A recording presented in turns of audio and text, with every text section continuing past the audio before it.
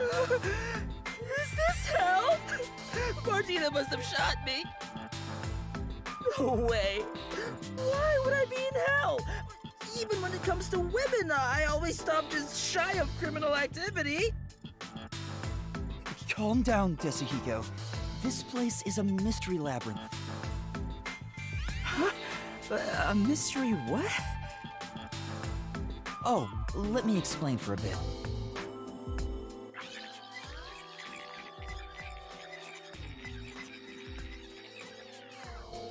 And that's everything. Were you listening, Desuhiko? Yeah, I was just doing some appraising. Appraising? Yuma, this babe is totally top tier. Where'd you meet a hottie like her? There's never a shortage of girls when you're around. You're the best wingman ever. Master, this munchkin is an eyesore. You mind if I boom kill him now? No, you can't! Master? Is that how it is between you two? You're making me jealous. I just explained everything to you, but you weren't paying attention. Hey, let's hurry up and do, you know. Huh? What does that mean? Is it something not family friendly?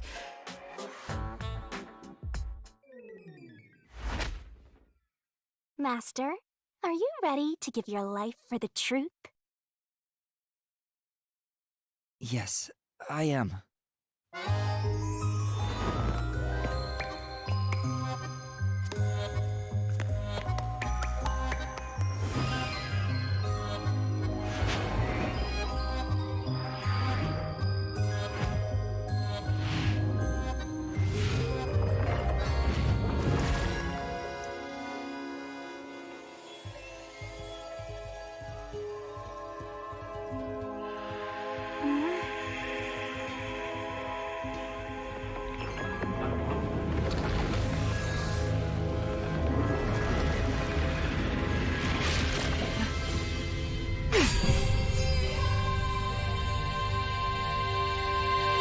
Whoa! This is nice.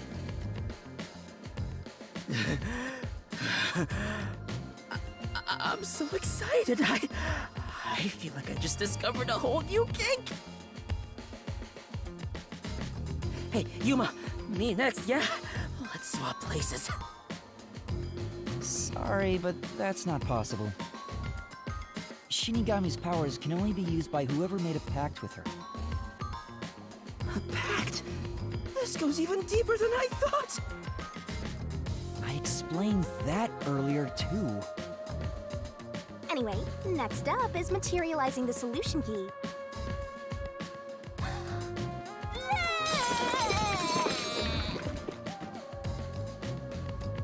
Here you go, Master. She's perfect. I'm in love. Really? Alright, I've made up my mind. I have no idea what this Mystery Labyrinth thing is. But before we get out of here, I'll get you to fall in love with me. If you decapitate yourself, then I would consider it. That can be easily arranged.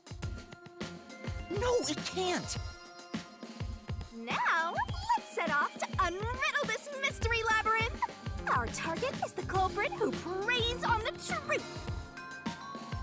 Right. This is the beginning of our battle for love. Jeez, I hope this works out.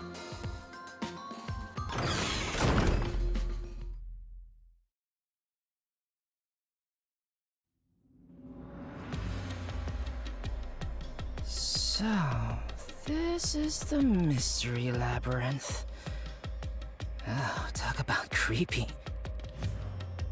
Hey, why don't we just head back and grab something sweet? I prefer corpses and mysteries over sweets. But hey! wait for me! Don't leave me behind! By the way, Yuma, there's something I gotta ask. I don't remember how I got here. Is it because I'm in love? It's not love, it's the Mystery Labyrinth. When an outsider enters the Mystery Labyrinth, their memories are sealed away. This isn't gonna mess up my brain, is it? Am I gonna be alright? What difference does it make? Your brain is already messed up.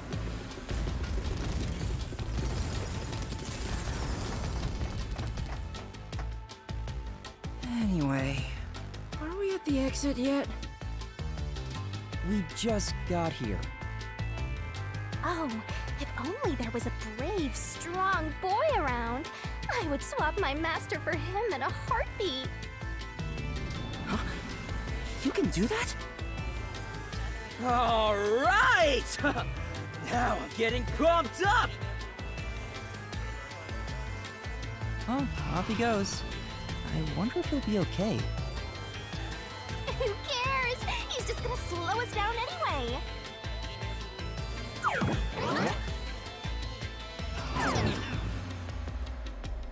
Oh, he's back. We've got trouble, Yuma! There's something up ahead! Was it a cue? Did it look like a tiny creature? No, it's a witch! A witch is about to execute somebody! Execute? Hysterical! Let's take a look! You're going toward it? Not running away? Seriously?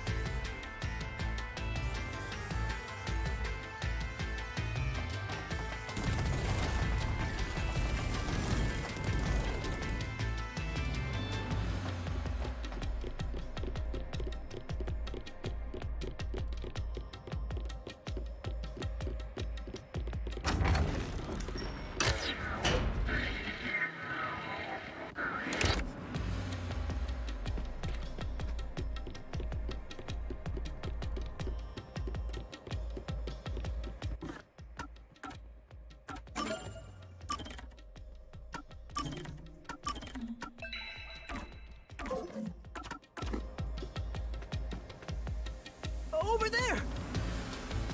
There, see? Damn, that witch is scary! That's a mystery phantom. They're mysteries given form that try to block us from reaching the truth. They appear in the form of someone interfering with the investigation. Now that you mention it, that witch kind of looks like the peacekeeper Martina. She's the one hiding the truth? What is she doing over there? I shall now commence the execution. All criminals must be purified by the holy fire of darkness.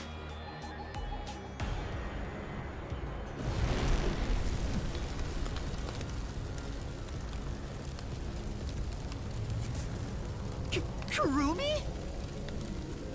Fan service? Nice! So she's pinning the crime on the flat-chested Uggo, then killing her to cover up the truth. This is terrible. We have to save her. Relax, this is the Mystery Labyrinth, remember? That's not actually her. But still, I can't leave her like this. You dare intervene in this execution? Anyone who defies the peacekeepers will suffer the same fate!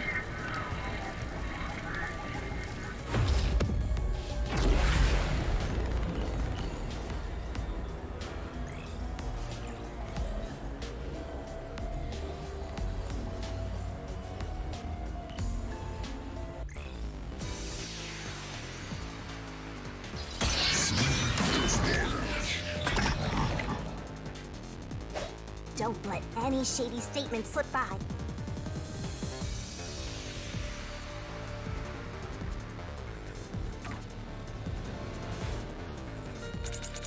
You're in the way. You're a detective? How foolish. Get in my way and you'll be executed. You dare defy me? It's clear who the culprit is. My plane doesn't hold up!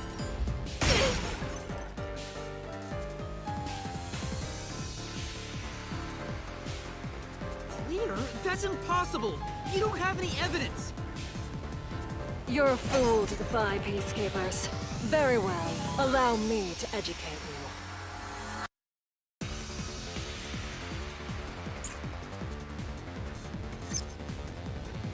The truth is already apparent. The culprit must be Kurumi.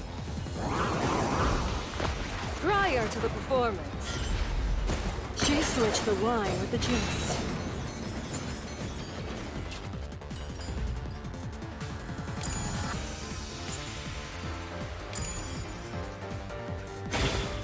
At that moment, she mixed in the poison to commit the crime.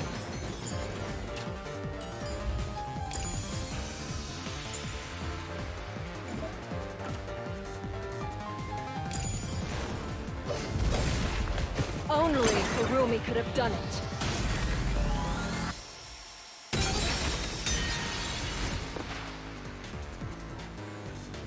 Say, Right. The truth is already apparent. The culprit must be Kurumi. Prior to the performance, she switched the wine with the juice. At that moment, she mixed in the poison to commit the crime. I'll slash through this mystery!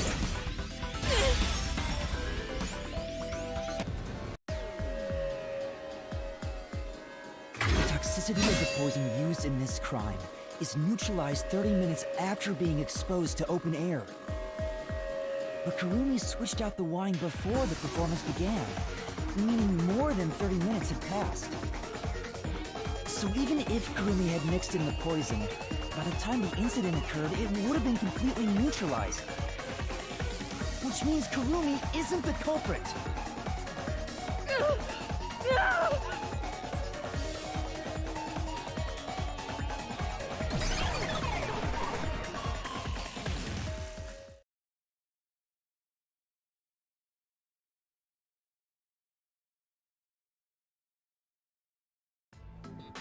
Wow! You defeated the monster! Alrighty, I'll save Kurumi. Leave it to me! Hey, wait! It's all right now. Hey, aren't you getting kinda cold? I'll warm you right up.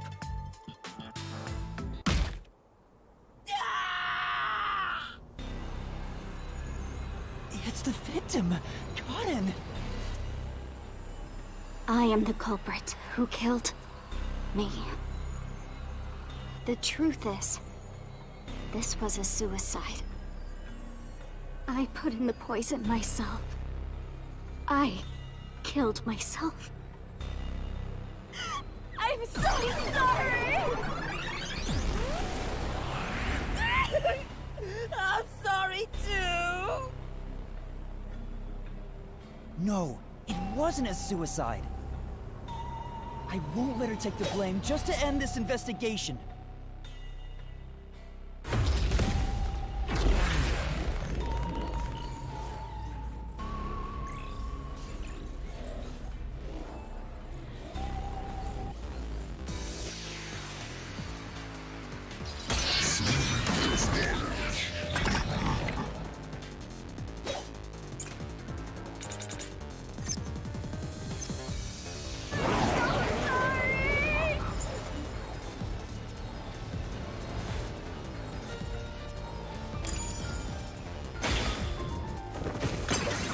This was just a suicide!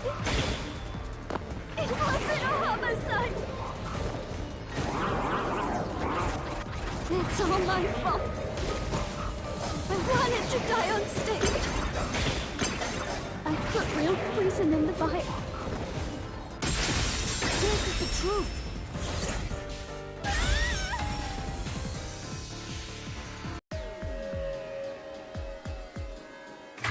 The vial used on stage was just another prop. It was empty. There was no poison in it. As a matter of fact, the vial was dry. There definitely weren't any signs of it being used. So it's impossible to commit suicide using that vial.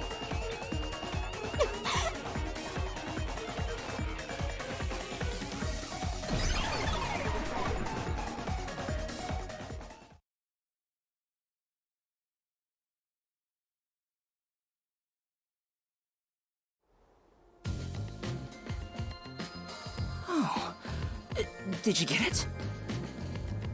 Really dodged the bullet there. I was about to make my move. You shouldn't approach women in the Mystery Labyrinth. This isn't the real world. I didn't expect you, of all people, to warn me about ladies. This Mystery Labyrinth is terrifying.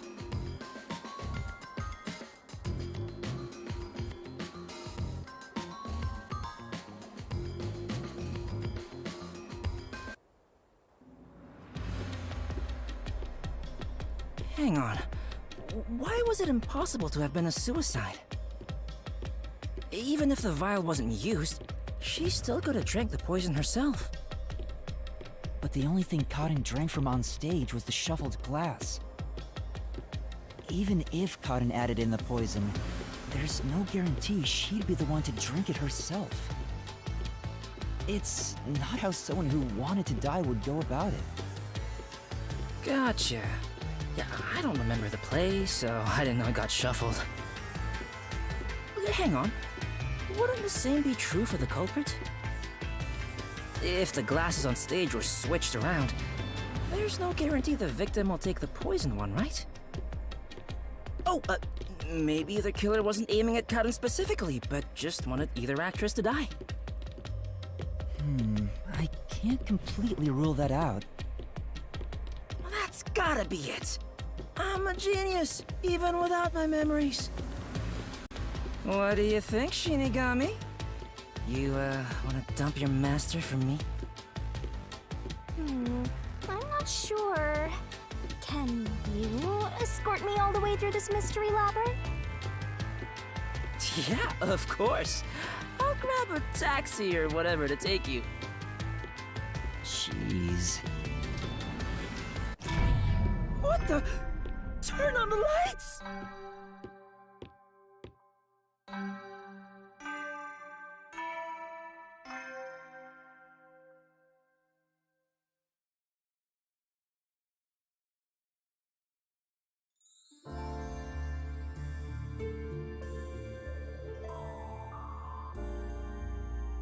Huh? What is this place? It looks like the school. And there are 3 doors? Looks like it's up to me. There it is again. Huh?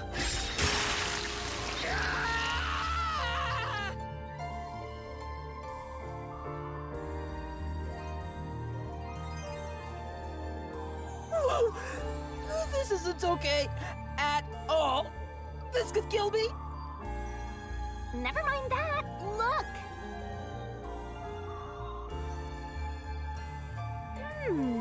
It seems the roots are separated based on the howdunit aspect of the case. What do you mean, how done it? What? You're a master detective and you don't know? Don't tell me you're a howdunit virgin. Ew, gross.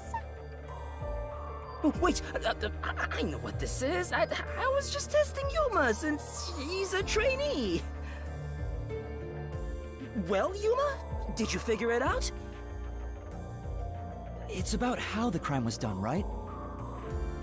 Yep, and once we solve all 3 hows for the crime, the final route, the conclusion of the whodunit, should appear.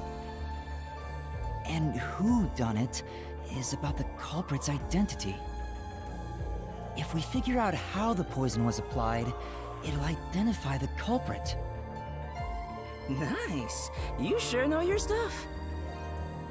So, Which way should we go?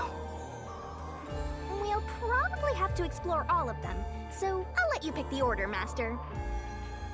I suggest we start with whatever route has the easiest answers, so we can solve it quickly.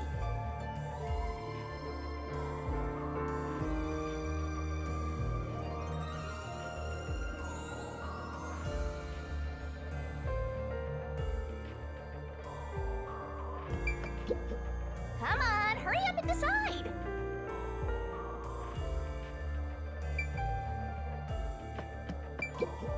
Don't overthink it. We'll just have to take care of them one by one.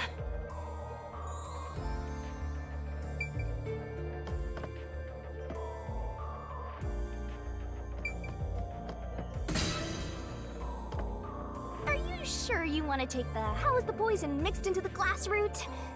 Don't blame me if...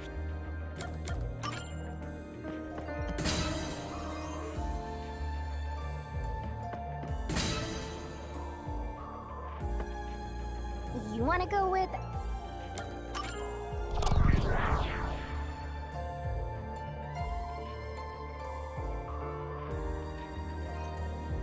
Jeez. Everywhere we go is mega creepy. Is there somewhere we can take a break? Rest wherever you want. In fact, you can rest for all of eternity. Anyway, how did the culprit get the victim to choose the glass with poison in it? The glasses were mixed around on stage, after all. Would you mind telling me the sequence of events that happened when the glasses were shuffled? It's no fair otherwise. I don't know about being fair, but here's exactly what happened. The Duel of Poisoned Cups scene began around 45 minutes into the performance. At the start, the victim, Karen, brought the glasses and bottle from the shelf that's on the set. Karen then took out the poison vial from her pocket and poured it into one of the glasses. But the vial was just a prop. It didn't have any real poison in it. After that, the glasses were shuffled.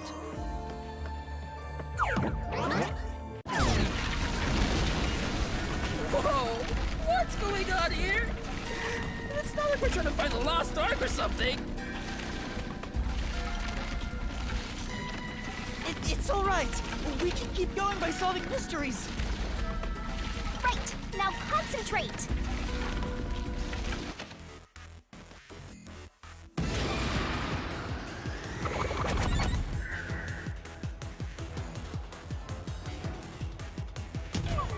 This must be it.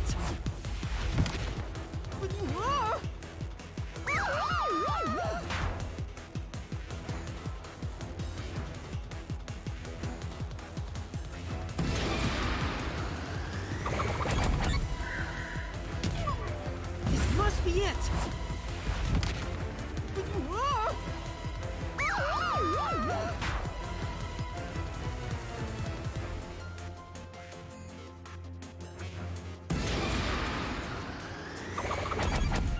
This must be it.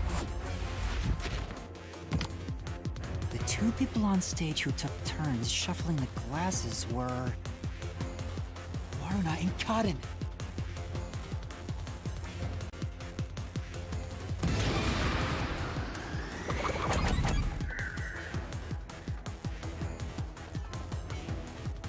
This must be it. The first person to choose a glass was Karen.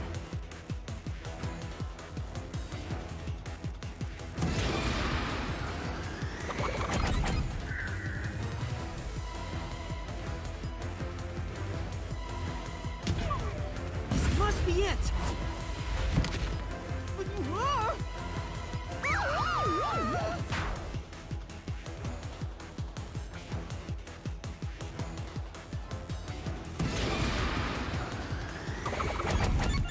This must be it. Warna placed her mouth on a glass, but she didn't die. Which means only the glass Karen chose contains poison. This way! I thought I was done for. Yeah, quit being lazy and get a move on.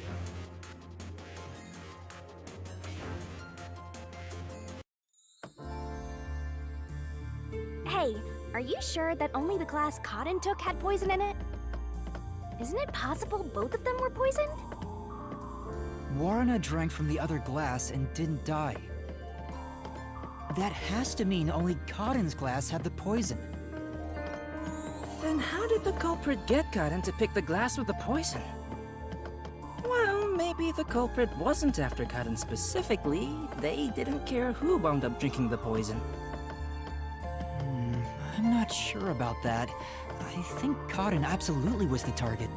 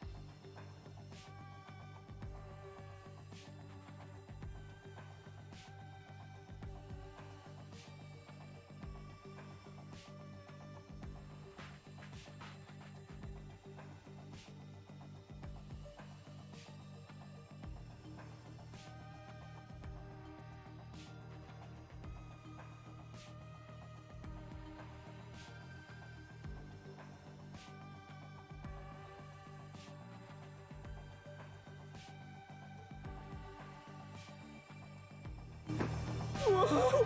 Here it comes! Hey! This one's a cutie! She's totally my type. Ah, my heart! I am in love.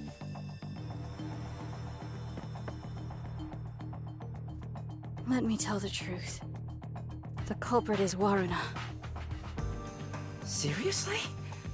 Thanks for telling us. You're so gullible! She's obviously lying! You're serious? That was a lie? It's no lie. Warrena knew which glass was poisoned. Either the glass with the poison was filled just a bit higher up, or she marked the right glass beforehand. Knowing that, Warrena prompted Cotton to select the glass which contained poison. Prompted her? How? Only the two of them were on stage. She could guide Cotton through the scene. Before or after each line of dialogue, she could have easily signaled her with gestures or glances. Yeah, that checks out. I don't think she's saying anything super questionable.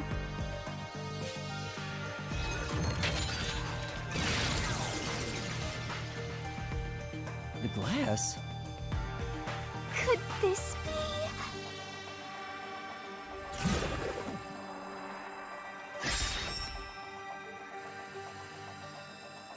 I get it. We have to pick the right one. I'm counting on you, Yuma. Right.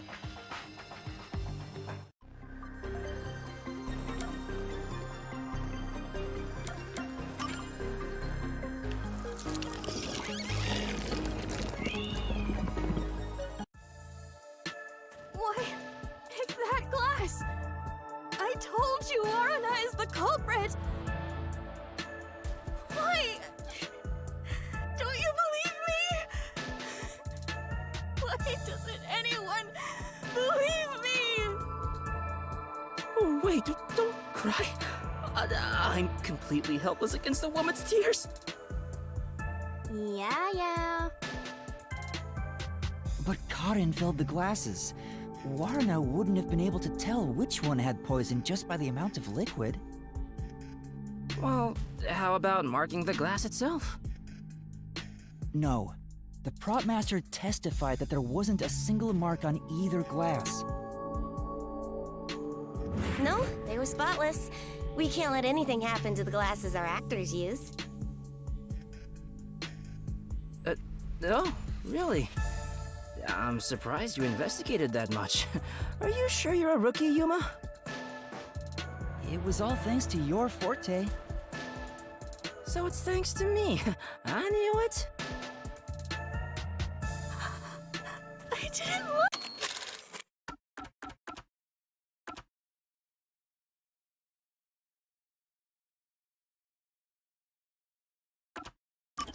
No, they were spotless. We can't let anything happen to the glasses our actors use.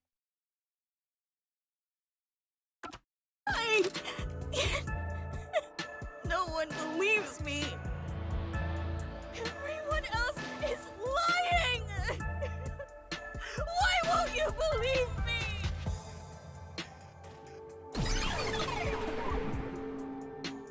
Oh, the Mystery Labyrinth is a reflection of the real world, right?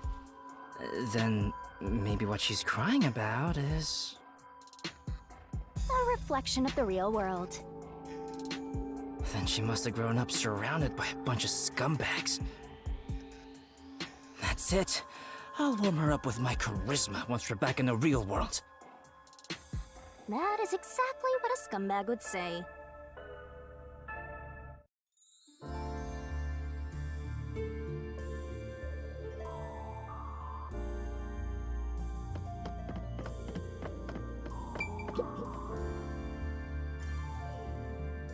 Anyway, the two glasses got shuffled, right? So the odds were 50-50.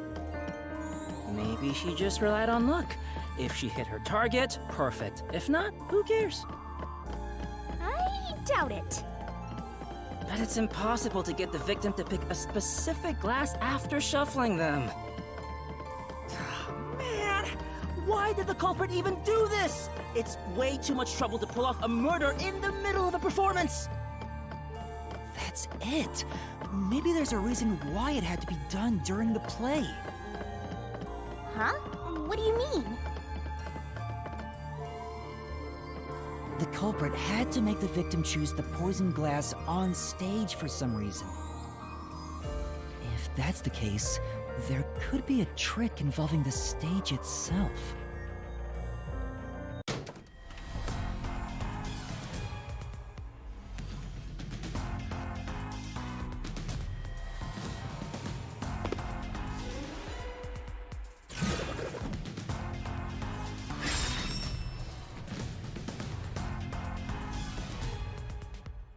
So, now we gotta prove how the poison glass was picked. You got this, Yuma? Yeah, I'll do my best.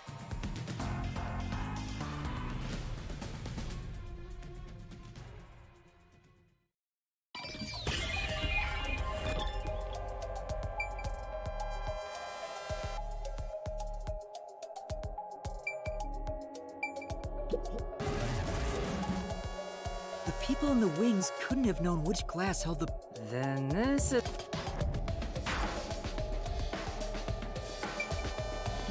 Here! This is it!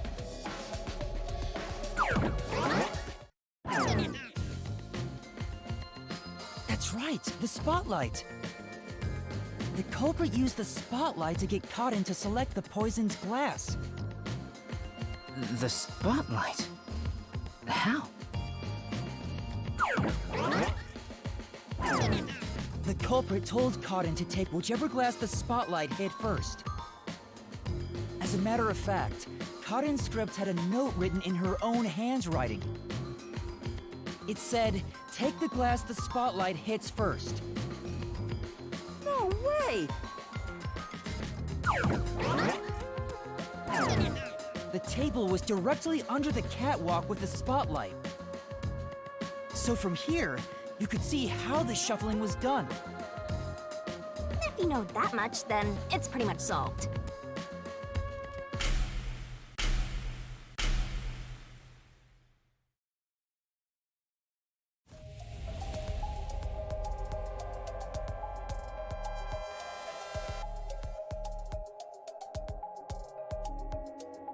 It can't be me!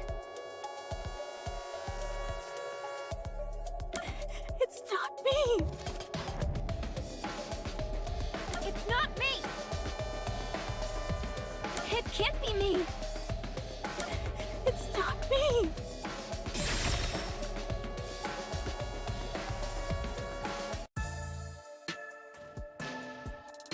Someone who managed the lighting during the performance indicated the poisoned glass to Cotton. Kurane! She was in charge of the lights on the catwalk!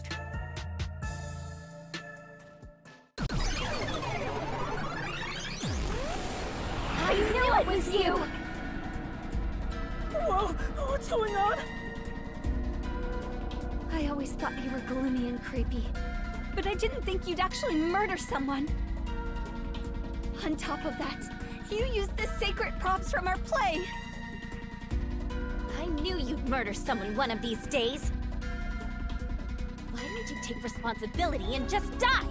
Everything would be better if you just disappeared.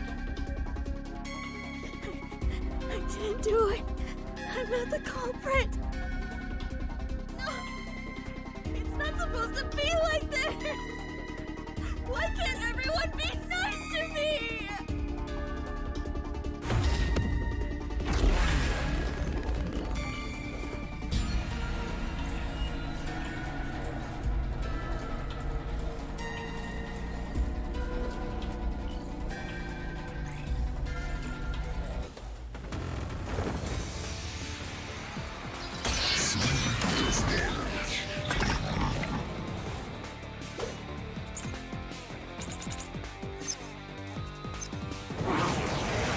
Not the culprit!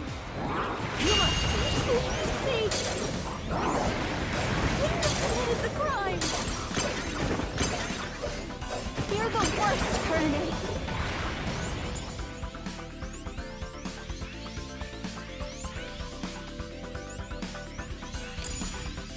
You used the secret stage for murder. You slipped the poison into the glass, didn't you? You knew which glass had the poison. So you just shined the spotlight on it. Kurane is the culprit after all!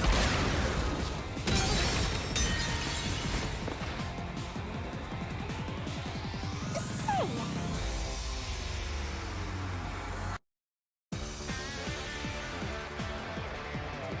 In that case, Not the culprit! Please believe me! You committed the crime! You're the worst, Kurane! you used the secret stage for murder. You slipped the poison into the glass, didn't you? this is the truth!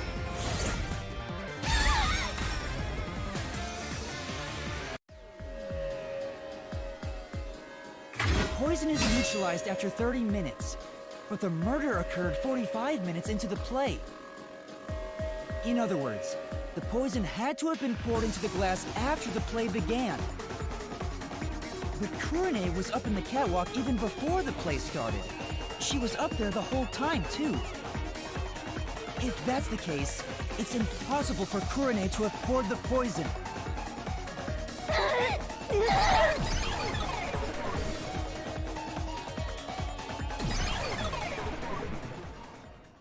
Oh, everyone's gone. Wait, what's going on? Kurane isn't the culprit? Didn't you say Kurane used the spotlight to get Karan to pick the poison glass? Yes, but she couldn't have poured the poison into the glass herself, which means she can't be the culprit. So that means the culprit is... I don't get it at all! I give up! Well, the path keeps going, so let's think about it as we go.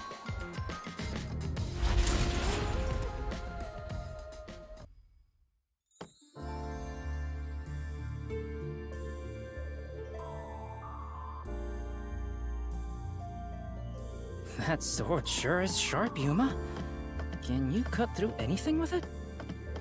The solution blade is effective on anything inside the Mystery Labyrinth. Anger Master, and he'll cut you in half. Don't do it, Yuma! You and I are pals, aren't we? My man! I'd never do anything like that. Yeah, I know that. I just had a gut reaction to what she said, you know? Ugh, we could have threatened him into becoming Master's loyal slave.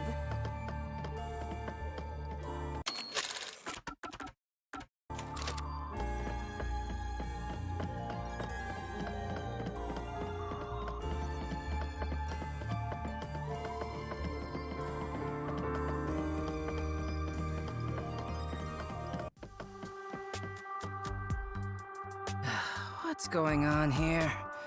It's a dead end. Doesn't seem like there's a hidden question here. This really is a true dead end. A true dead end? It means you can't reach the truth just by answering, how was the poison glass chosen? Then it was all a waste of time? Well, they should have at least left us a treasure chest or something. Hey, Yuma, it's your fault for picking this route. What? Well, reaching a dead end is expected inside a dungeon. Think of it as stamping out one possibility and move on. Oh, totally! You are always right, Shinigami. You change your tune awful quick. For now, let's head back to where the roots change. Time for a convenient magical spell!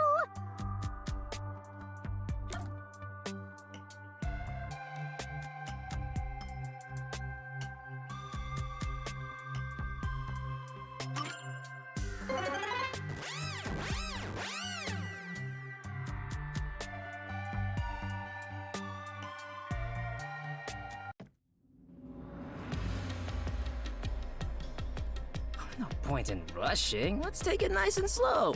Who wants a break? We can't do that. There's a time limit to solving the Mystery Labyrinth. Time limit? What happens when it runs out?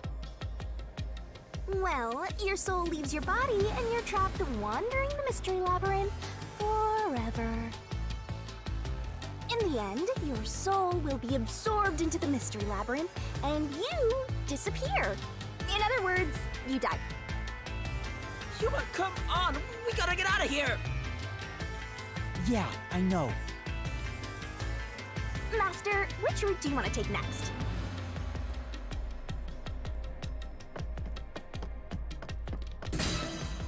How was the poison brought to the theater hall? You sure about that?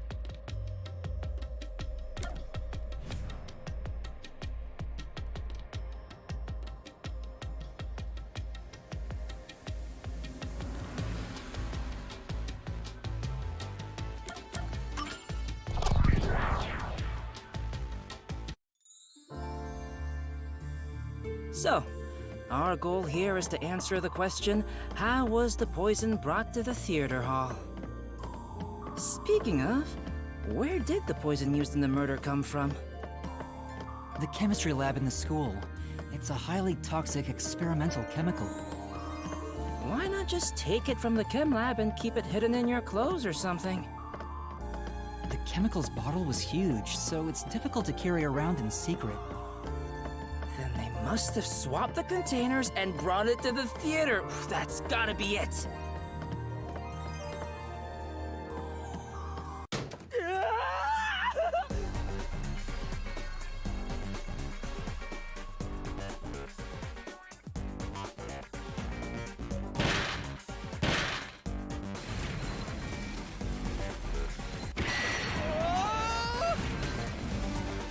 Snap out of it!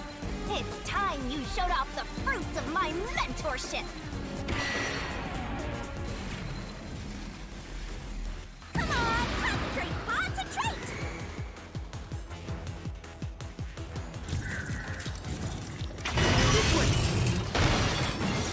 There was a wet paintbrush in the chemistry lab. The culprit used it to carry out the poisoning. They took the poison out of the lab by applying it with the brush. Come on, concentrate!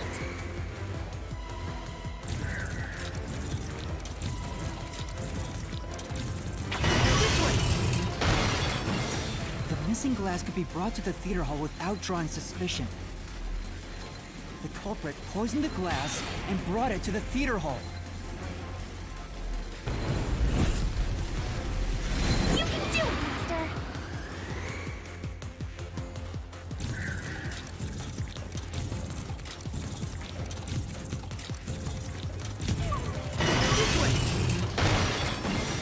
We're gonna crash!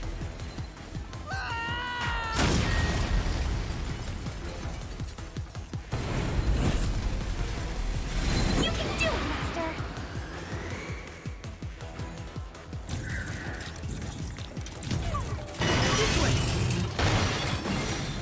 We're gonna crash!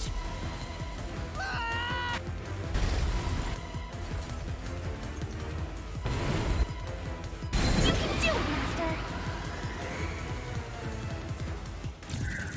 This way! The culprit replaced the poison glass with the prop glass.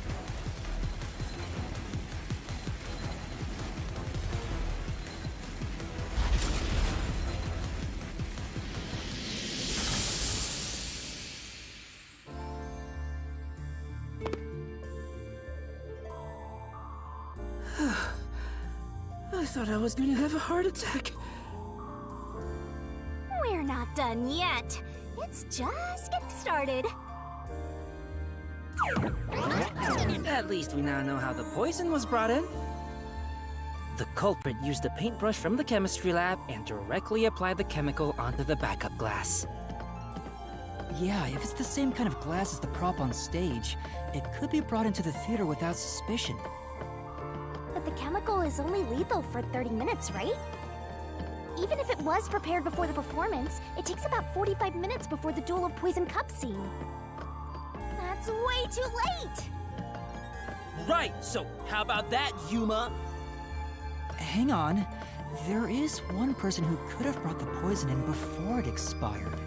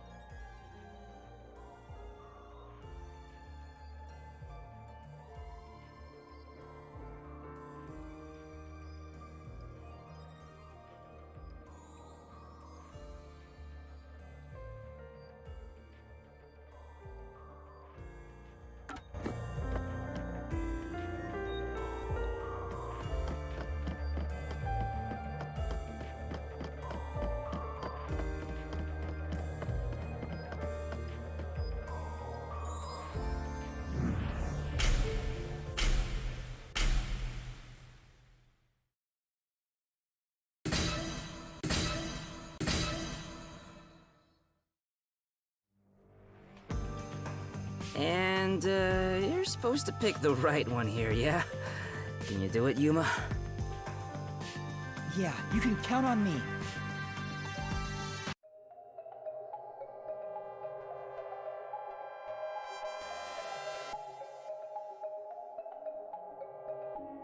I was in the audience the whole time!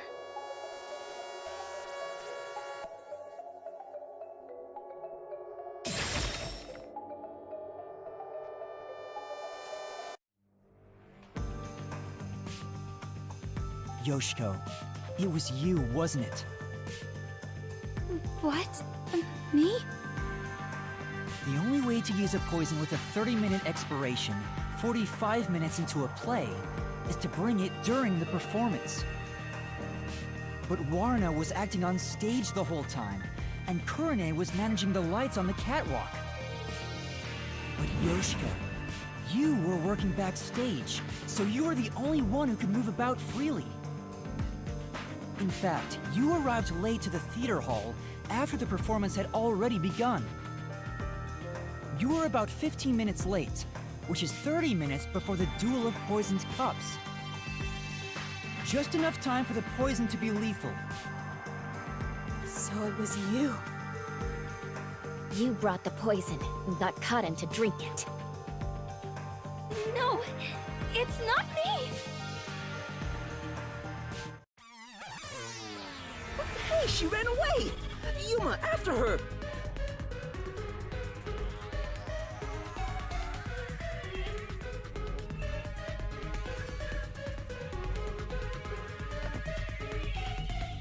Hey, you can't get away that easy!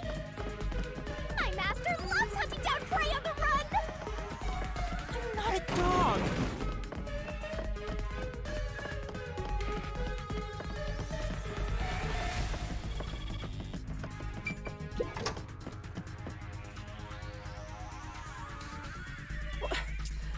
Which way'd she go?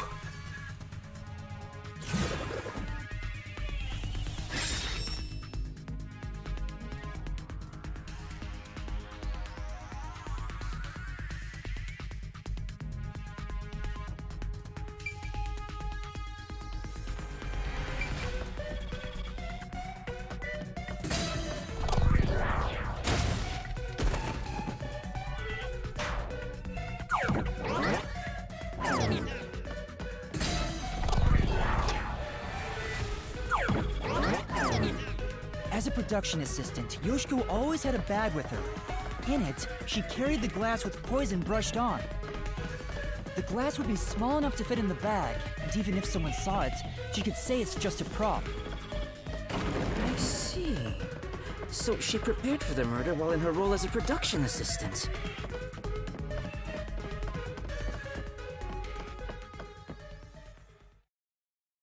But you know what? It doesn't feel right chasing after a girl like this. Seriously. Hey, time to cough it up! You did it, didn't you? Not me. I didn't do it. You think crying will save you? Well, you're right. You're so cute. Hey, come here. Knock it off, Yasuhiko! Oh, it's all good. With my kind of charisma, I can make anyone a fan. She might even lead us all the way to our goal. Why do you always get all the attention, Yoshiko? You're such an ass-kissing bimbo. Were you jealous when Kaden took your spot? Is that why you killed her?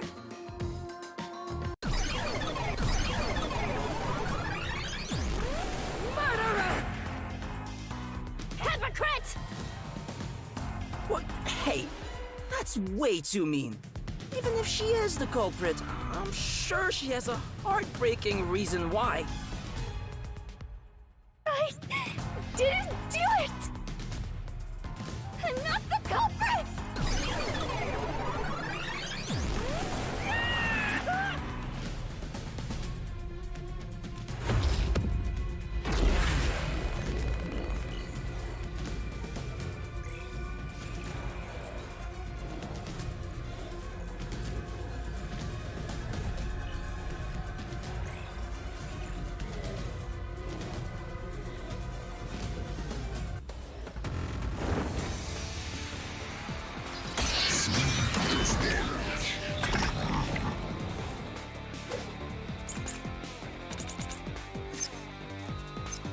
I'll be direct with you. How about that? The hypocrite Yoshiko is the culprit! Only you could have brought the poison. Only Yoshiko!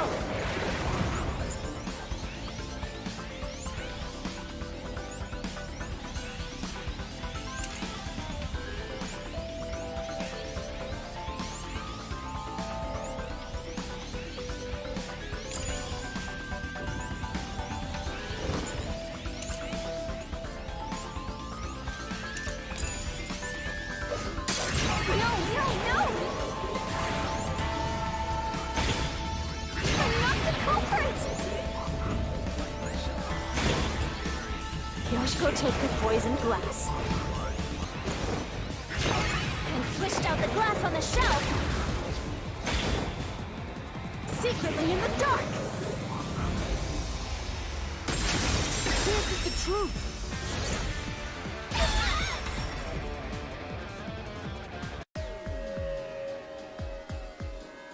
When Yoshiko returned to the theater hall, she sat at the right edge in the front row for the rest of the show.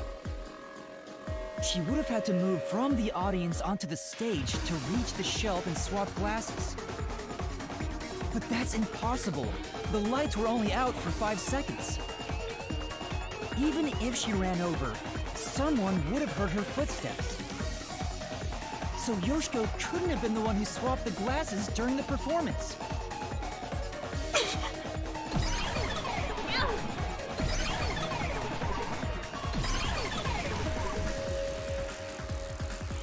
Oh, she disappeared! So Yoshiko wasn't the culprit? She did bring the poison from the chem lab into the theater, though, right? The method was already explained. But still, she's not the culprit? If she couldn't have swapped the glasses on the shelf, she can't be the one who committed the crime. Let's keep going for now. There might be more ahead.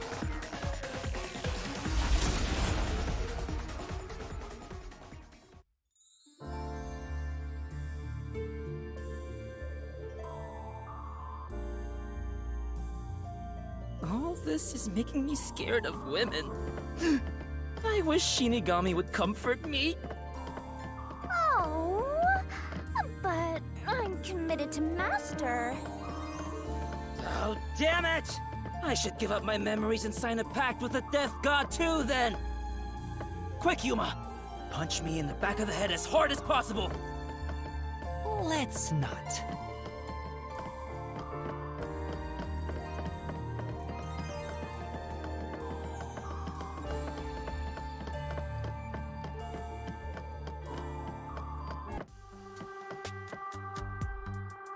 Damn.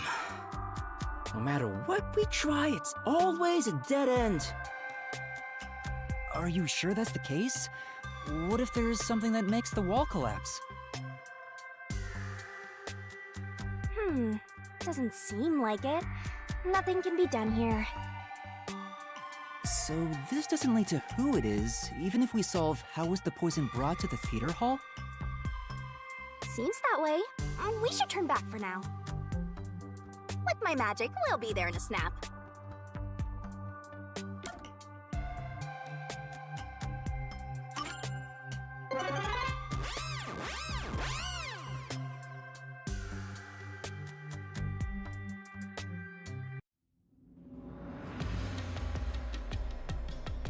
Alright, time to start over. Which route do you want to pick?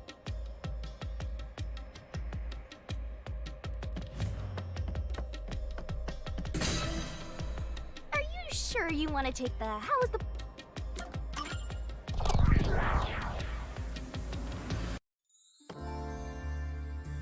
So, we're gonna solve the mystery of how was the poison mixed into the glass. Actually, I was thinking about that. Maybe it's wrong to think the poison was in the glass itself. Yeah, the Peacekeeper said the same thing. The poison was only found on the victim's glass. Oh, right! If that's the case, it narrows down the possibilities for how by a lot. But don't let your guard down. Unriddling a mystery labyrinth is never so simple.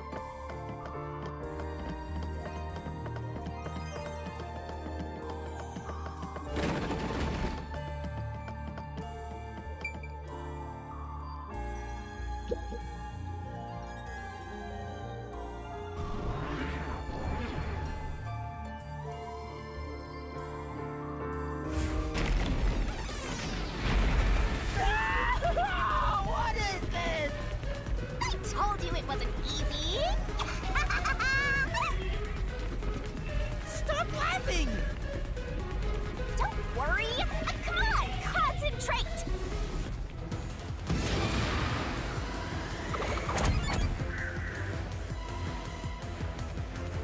It's this door!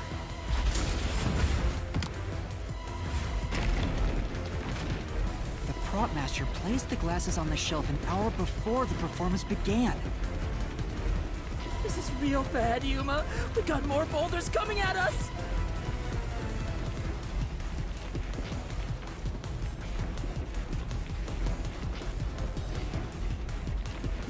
Come on, concentrate, concentrate!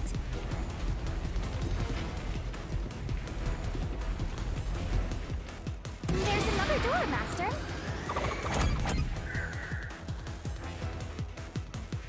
It's this door! The poison is effective for 30 minutes. The Duel of Poison's cup scene occurred 45 minutes into the play. Which means the only way the poison could be used was during the performance.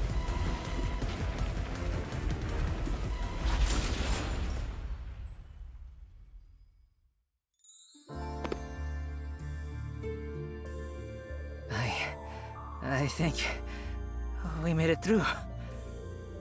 Come on, there's no time to slack off. We gotta keep going. So the poison trick was actually set up during the performance. The poison is effective for 30 minutes, but the Duel of Poison's cup scene occurred 45 minutes into the play. Which means the only way the poison could be used was during the performance. But that glass was on stage the whole time, wasn't it? True, the set was fixed an hour before the play, and the glasses were already set on the shelf by then. So the culprit slipped the poison in while everyone was watching.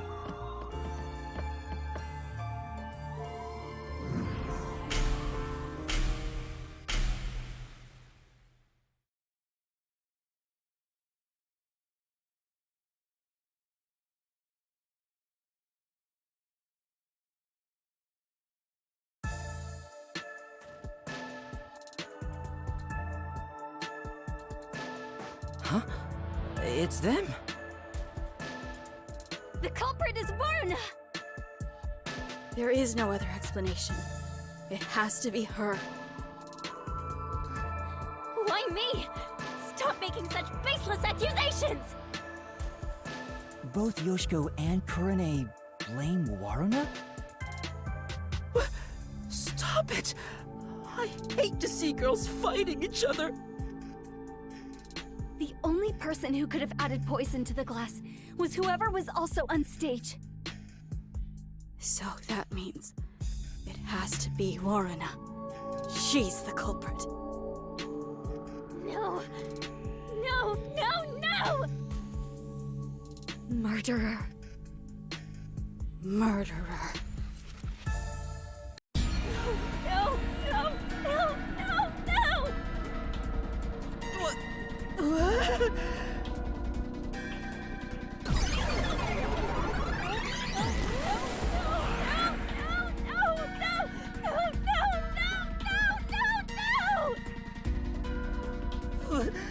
Women are terrifying!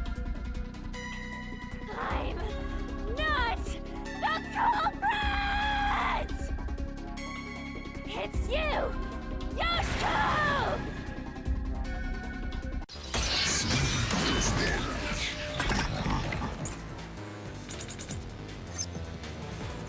I'm not the culprit! It's you, Yoshiko! Special show Yoshiko just is for the you. audience!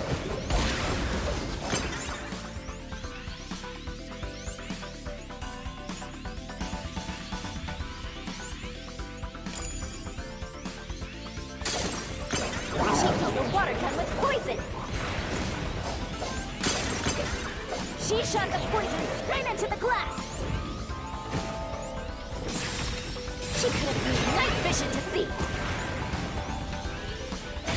She knew when the stage would be dark! So it's possible she prepared for that!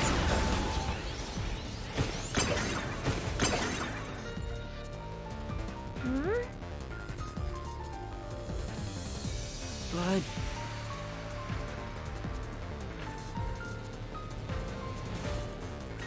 I'm not the culprit. It's you! Is in the audience. She filled a water gun with poison. She shot the poison straight into the glass. Now slash through this mystery!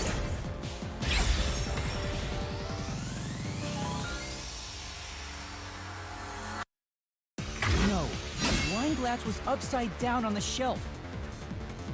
Even if she did use a water gun, there's no way she could have done it since the glass was upside down.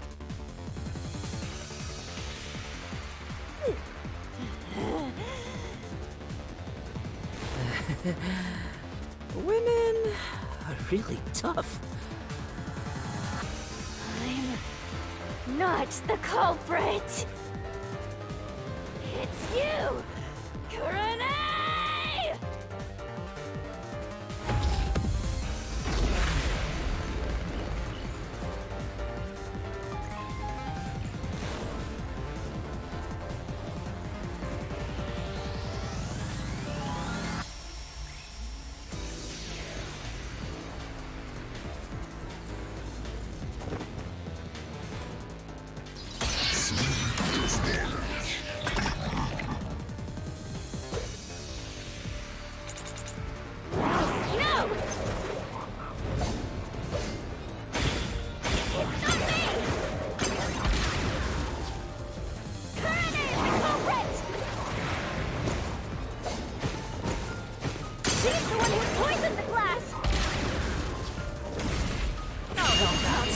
Yoshiko.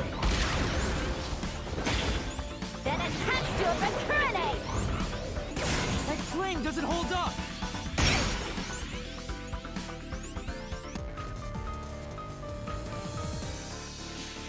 How do you think Kurane did it? What's your reasoning? Okay, fine. I'll tell you why Kurane is the culprit.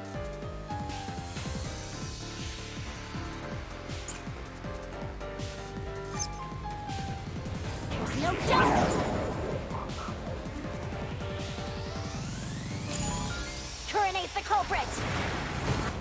She killed in a way only she could have. Kurane was on the catwalk and mixed the poison into the glass using an eyedropper. Kurane used an eyedropper to add the poison.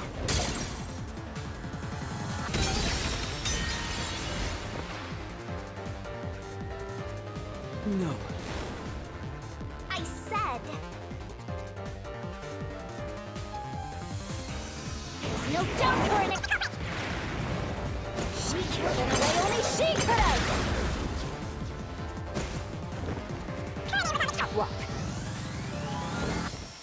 And mixed the poison into the glass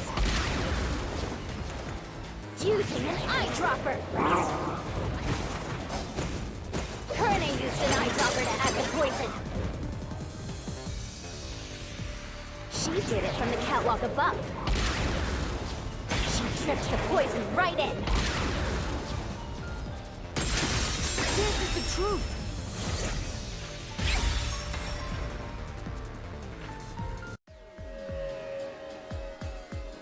Kurane wasn't the only person on the catwalk.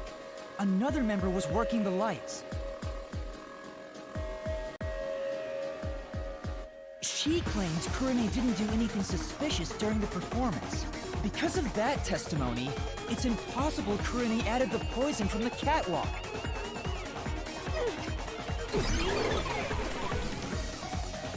So it's proven that both Yoshiko and Kurane couldn't have added the poison to the glass.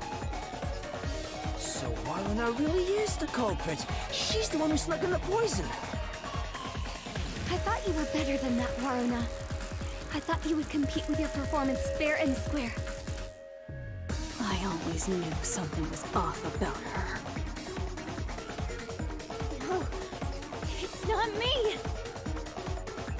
It really isn't me.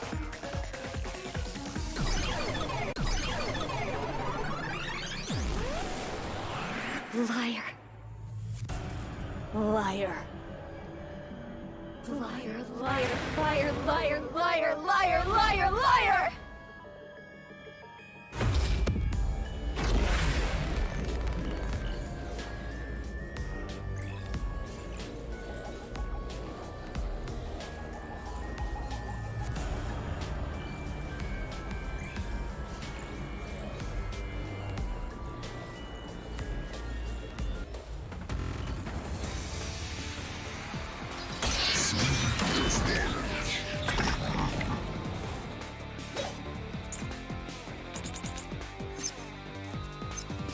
That's the culprit.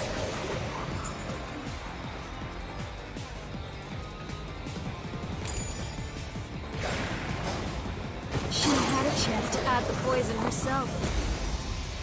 She moved to the shelf and then see Yuma.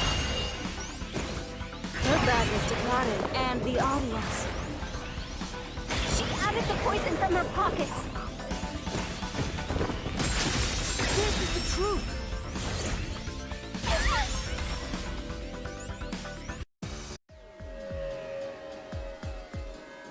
No, Warna wasn't concealing anything on her person. The costumer confirmed it. So it was impossible for Warna to have brought the poison with her on stage.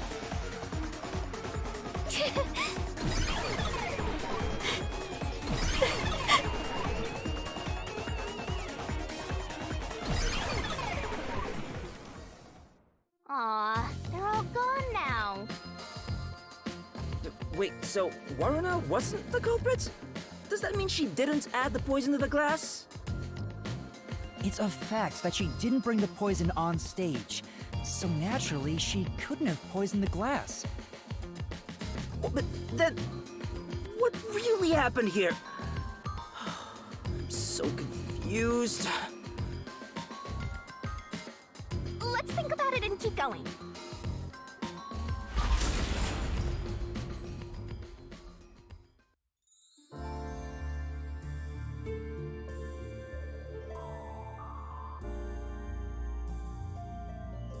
What if I use my disguise to get new information out of the three of them? It's no use. I already did that during the investigation. Oh, you did, huh? But your disguise ability is incredible. It's like I was a completely different person. Makeup is one thing, but my voice and stature match too. I use a voice changer to synthesize a new voice. If I've heard it even once, I can easily set it up. I use tape to make your body appear thinner, or add padding for the opposite effect. Height can be adjusted by messing with your joints, up to a certain point. But there are limits, given how it strains the body. The more you explain it, the more it sounds like you could commit a lot of crimes pretty easily. If I'm being honest, I must resist my urges every single day. It's a daily battle to tame the monster inside me. Desuhiko, that sounds more weird than cool.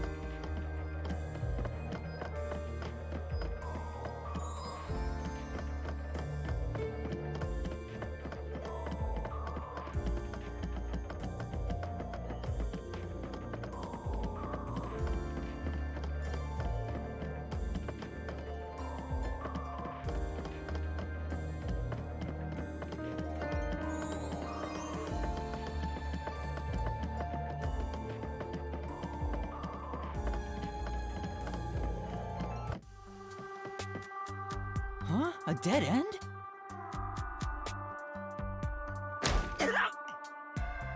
What are you doing, Desuhiko? I'm pissed about this path being blocked, so I try to just ignore it. Damn, it didn't work! Doesn't seem like a question is gonna appear. Looks like it's a completely dead end.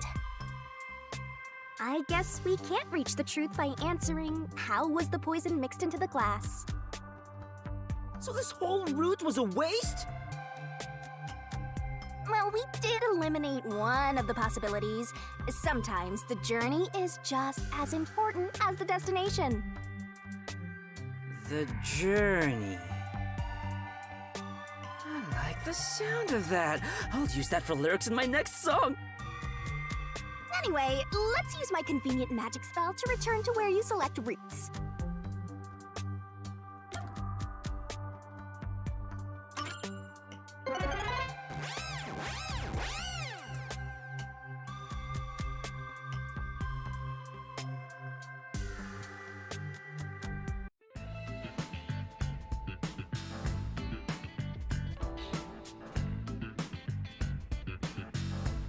Now that I think about it, wasn't that the third route?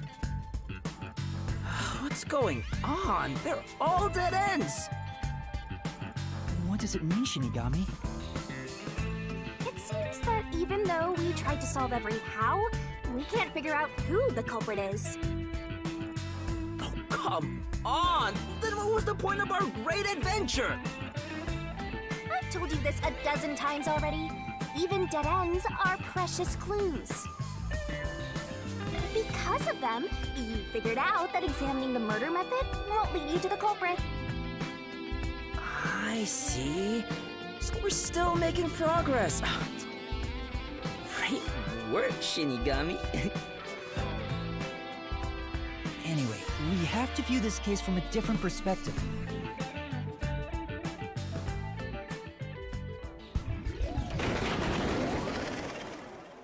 What's that? I suppose that's your different perspective. Whoa.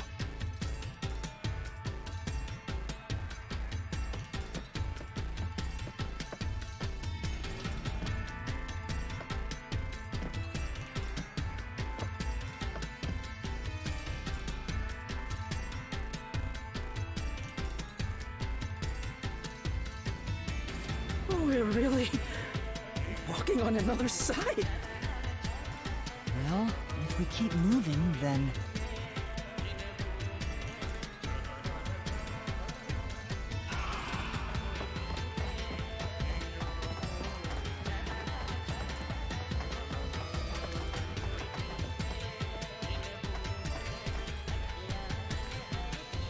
Look, it's a new route!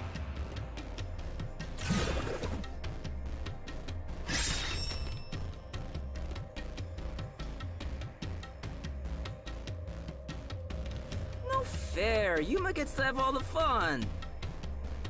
Why are you jealous of this? The question is, why did this happen? I guess we're on the why done it route. White done what now? It's about the reason why the case occurred. Meaning, this is the route where we seek the motive. Looks like we need to focus on figuring out the culprit's motive from here. Yeah, I know cases always deal with motive, but wouldn't it have been better to start with this route from the get-go? Well, we only know this route is important because we cleared out the how routes. That's how it goes when it comes to solving mysteries in dungeons. Oh, sorry, I guess that's how it is. You're absolutely right, Shinigami. Let's keep going for now.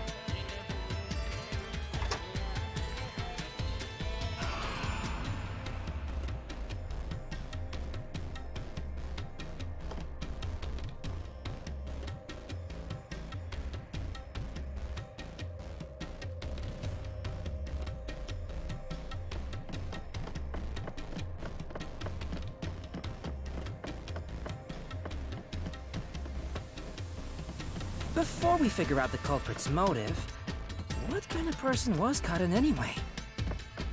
Was she cute? Yes, but more importantly, she was next in line to be star of the theater club. She was considered to be the best actress among the club's current members. So the culprit was envious because she was so popular. They killed Karin so they could become the star instead. No, I don't think it's that simple. Hey, who are you calling simple? 6 months ago, the leading member of the theater club also died in a separate case. Top actresses dying one after another? Is their club cursed or something? The name of the student who died was Aiko. Her death was ruled a suicide by jumping off the school, but Kurumi doubted that was the case. Kurumi, huh? She's alright. All right. Anyway, I doubt it's a coincidence for people to die in such quick succession. This case may have been triggered by Aiko's death. So if we find the truth behind Aiko's death, maybe we can figure out the motive in this case. The truth behind Aiko's death.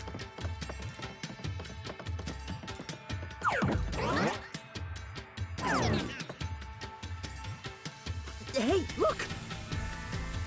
Is that Aiko? Whoa, she's cute too! Let's go talk to her! She's about to get a taste of my full and undivided attention. You can already tell women will be his downfall. Oh well, it's not like you're any better off with yours truly, Master.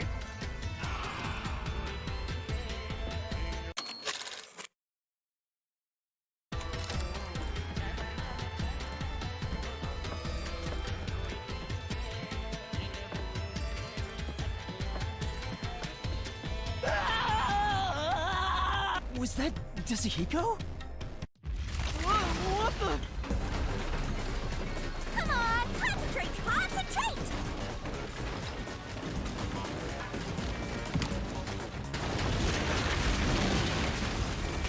Yuma, this is bad! The ground's giving way beneath our feet! Yeah, I can tell. Aiko! Hey, let's hurry and catch her! I love the tragic types! No! We're trying to figure out the truth behind her death. Good luck, Master!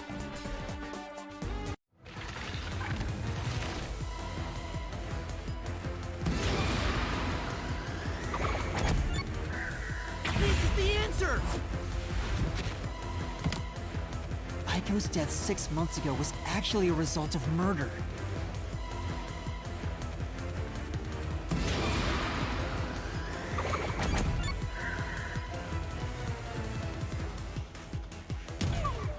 This is the answer!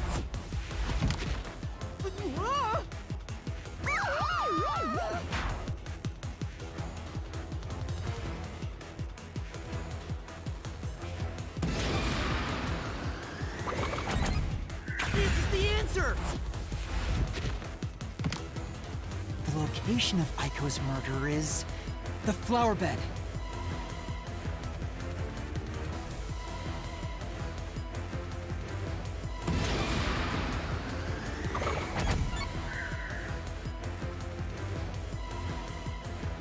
This is the answer!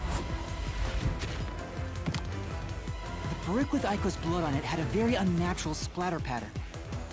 After the culprit hit her with the brick, they returned it to its original position.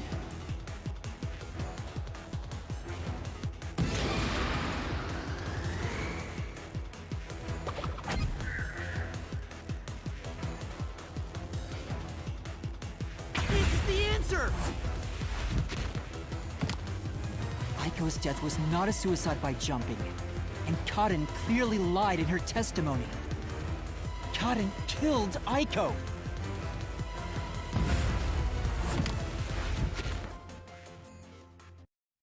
All right, let's keep following her, Yuma.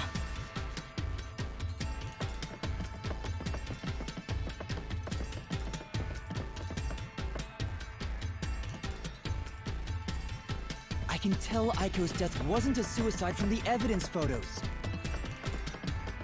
Her shoes were neatly placed on the roof, but there was dirt on them that looked like it came from the flower bed. I think Aiko was told to meet at the flowers behind the school building and then murdered there. So the shoes were taken to the roof afterwards. The murder weapon is likely a brick from the flower bed. The brick with Aiko's blood on it had a very unnatural splatter pattern.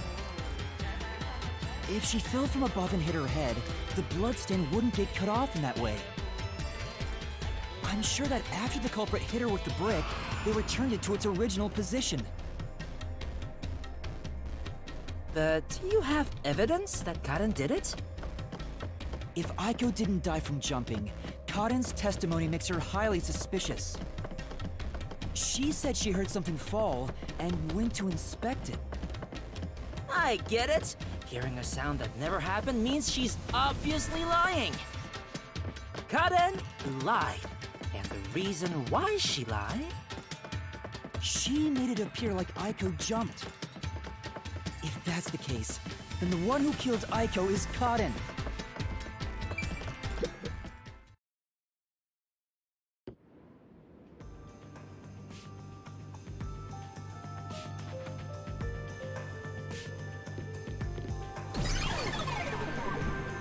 She disappeared.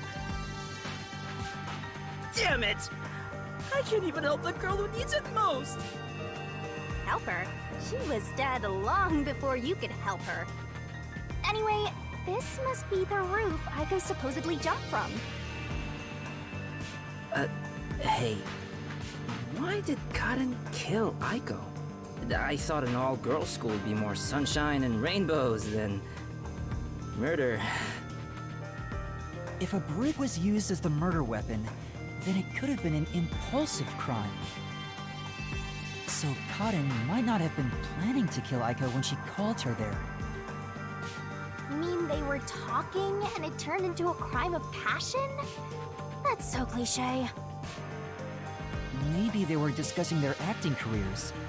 They had a disagreement, and it turned to violence. Well, if this caused the other murder case, then is the motive revenge? Yeah, they weren't fighting over Aiko's spot. They wanted to get back at Karen for taking it away. Meaning the culprit is whoever cares the most about Aiko? Then which of the suspects is it? In fact, where do we even go from here? We got the motive, but there's still no path. This is different from the other dead ends. I think there's a mystery around here. Something must be hidden here.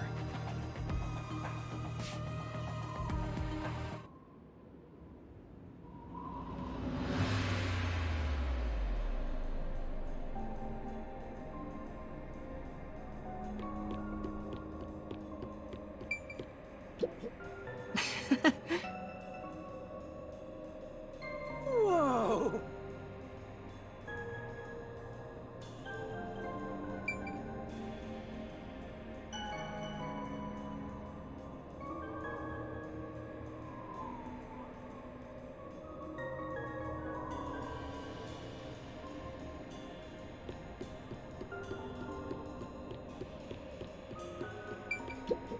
This place. Hey! Hey!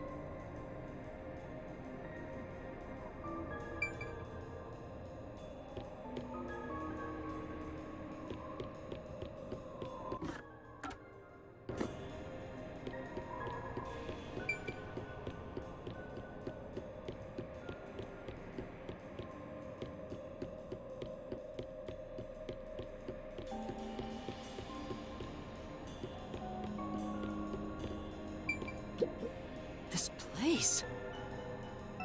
Hey! Hey!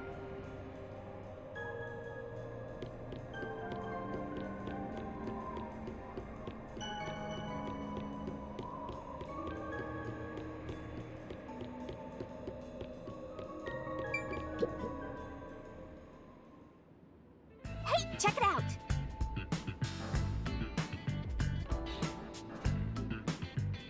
Is that the How route we were looking for? We're so high up! When did this happen? Master, look over there! What's that? It doesn't seem connected to anything else. Which means that could be the Who location. So the true culprit is over there then? But how do we reach it? It's not connected to any other route. What, are you freezing up? Scared of heights or something? Oh, it's not that. About those 3 roots.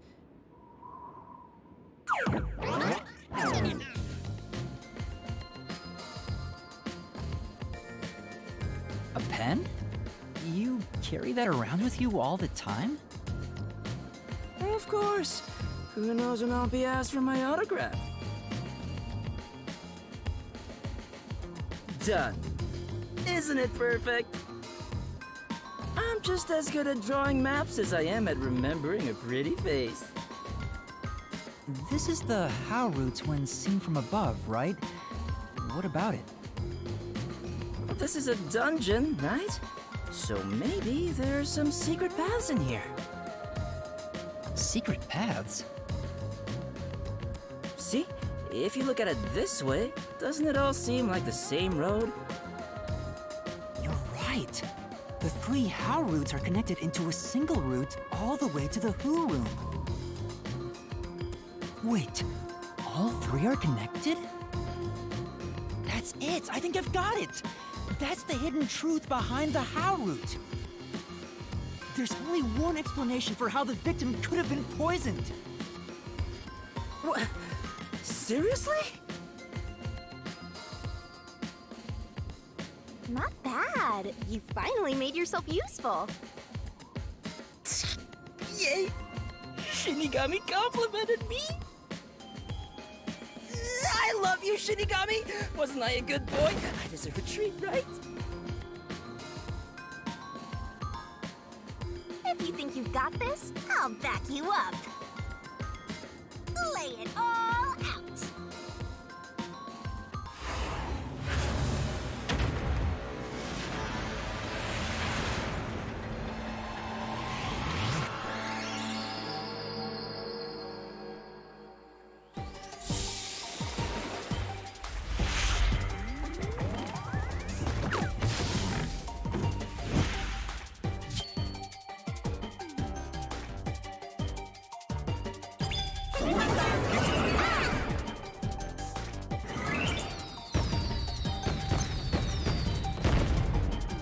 Are you ready to play the Shinigami puzzle?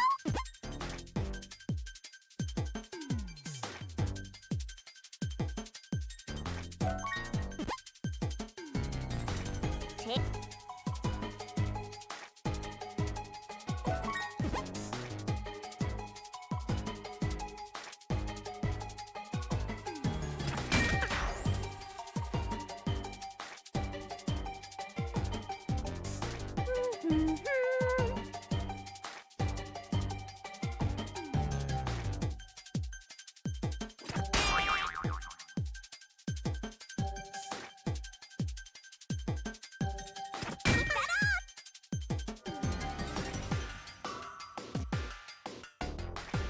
Twirling, twirling, twirling.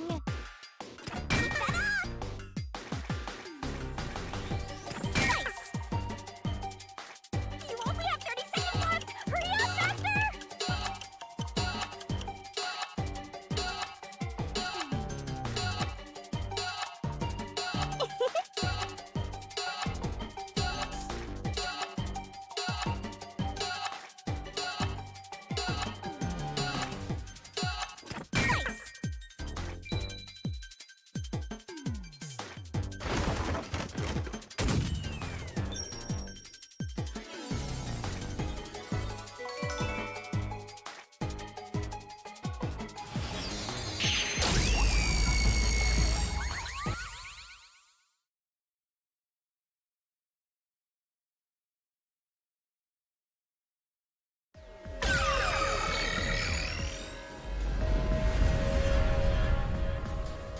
That's right, accomplices! The truth of this case is that Yoshiko, Waruna, and Kurane were all accomplices and committed this crime together! Accomplices? But don't they hate each other's guts? It's the truth! I realized it once you drew this map, Tetsuhiko. The 3 how routes that we explored were all dead ends. Each of them were suspects, but they were all ruled out because of certain details of the case. That makes sense. If we look at them separately, we get dead ends. But by connecting all three routes like this, and looking at it as a single criminal act, it clearly becomes one path forward. They were accomplices that committed a single crime. This murder would have been impossible to commit alone. We figured that out during the How route. But if the three of them worked together, they could make it possible.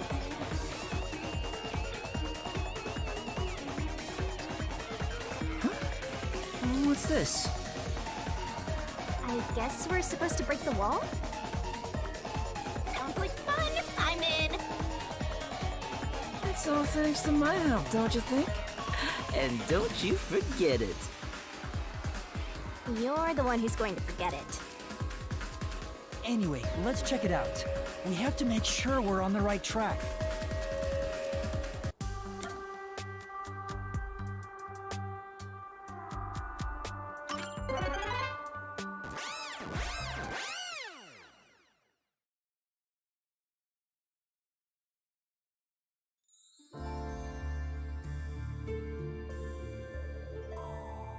By separating the hows, the three of them divided up the tasks that needed to be done to pull off the murder.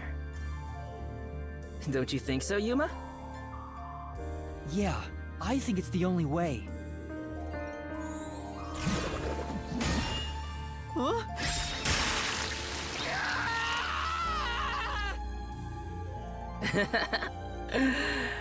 You sure sound confident.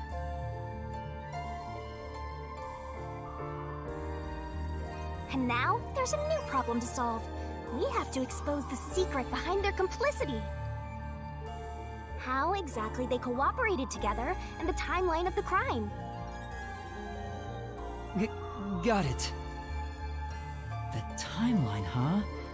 Then the first thing to discuss is...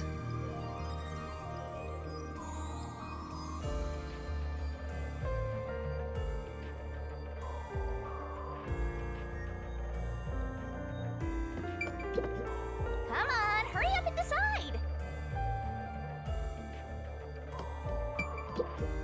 We just have to follow the sequence of events, right?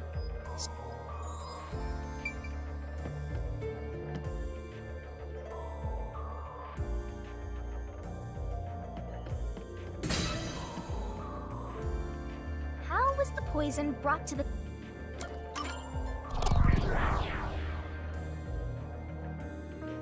Let's start with the poison being brought to the theater hall. Their conspiring began with how was the poison brought to the theater hall. It's a route we already explored to the very end, so let's blast through it! Hey, wait!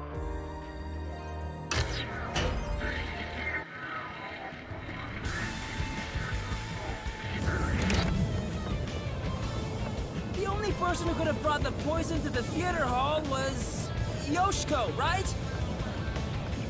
Yeah, the poison neutralizes after 30 minutes, so it had to be brought into the theater during the show. As the production assistant, only Yoshiko could have done it. Looking back, the reason they chose poison as the murder weapon was to establish an alibi. The poison was only active for 30 minutes, which gave the other girls an alibi. Yoshiko went to the lab for the poison as soon as the performance began. She had the extra glass hidden in her bag. After she brushed poison onto it, she put it back in her bag and returned to her seat in the front row as if nothing happened. The problem is, what happened next?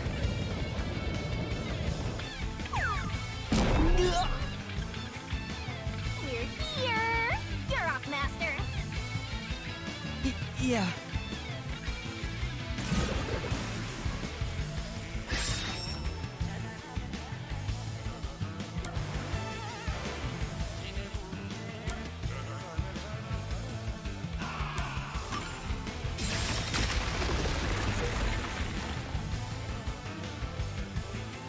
Isn't this the how was the poison mixed into the glass root? Wow! It really connected. All right, let's keep going and reach the truth. Whoa! Again?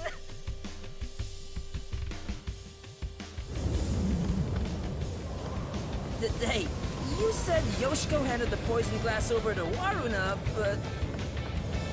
Waruna was performing on stage, right? How could she receive the glass while on stage? The only time I can think of is when they turned off the lights. Yoshiko sat on the right edge of the front row close to the wings, where the actors enter and exit from scenes. She probably stood up when the lights went out and left the poisoned glass near the right wing.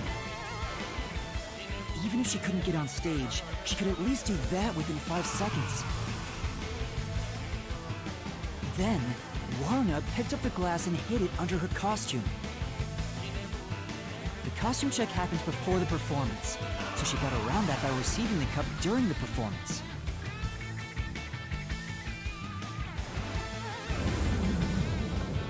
I see.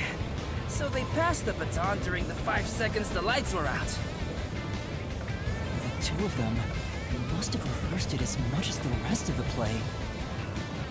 But what happened after that? Suppose Waruna did get the poisoned glass. How did she swap it with the real glass while the play was still ongoing? A few moments after the blackout, there's a scene where Waruna approaches the shelf. It only lasts 2 or 3 seconds, but Waruna's hands on the shelf are completely hidden from the audience. At that moment, Waruna could have switched out the original glass with the poisoned one. So they used the play itself for their seemingly impossible crime. Talk about guts. This is something only thespians could pull off.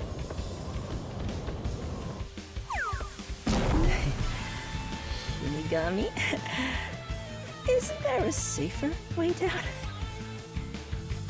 Master, hurry up and break this one down too! Right.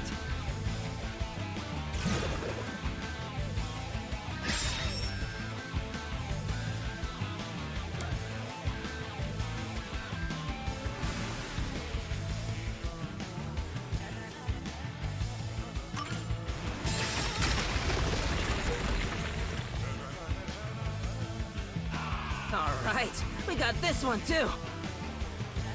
Only a bit more! Let's keep going! Wait, can't we take a break?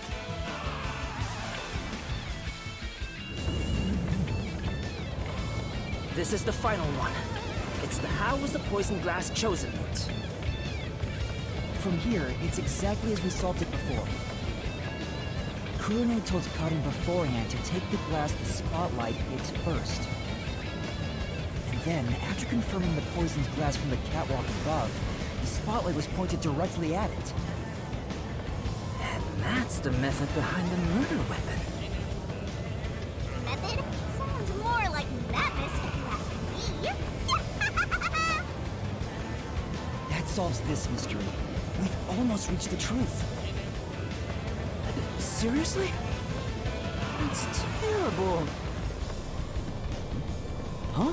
Why? Because I haven't gotten Shinigami to fall for me yet. That's not gonna happen, even if you stayed here for 100 years. In fact, I basically hate your guts. You know, beyond the hate, there could be love. It's kind of like traveling the globe. You and I can go in opposite directions, but eventually, we'll meet. That's a stretch. I feel sick. This is the last wall.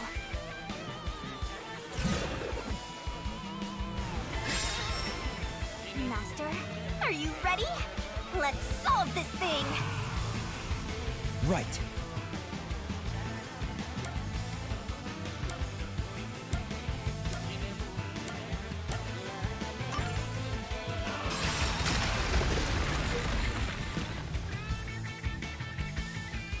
Yes! It fell! And behind that door is the Who Room. We finally made it. It's time to end this, Master.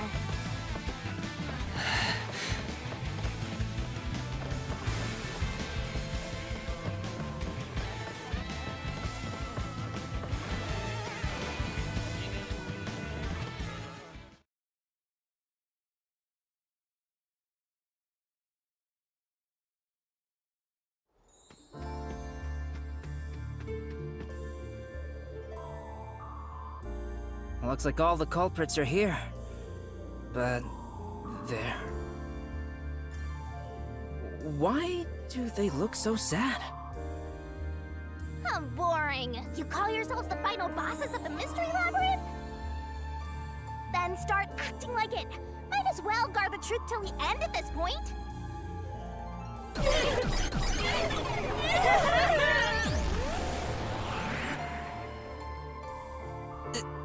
There!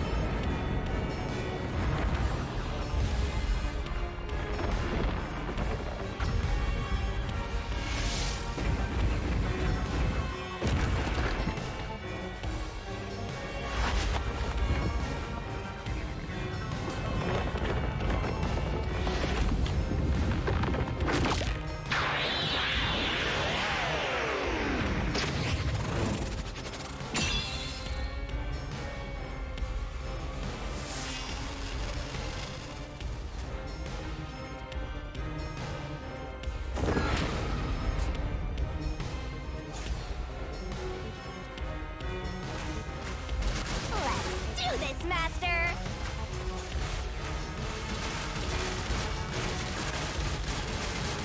No. Stop! No, there weren't any accomplices! Neither Marna or Carnage! Stop! There's no reason for us to team up!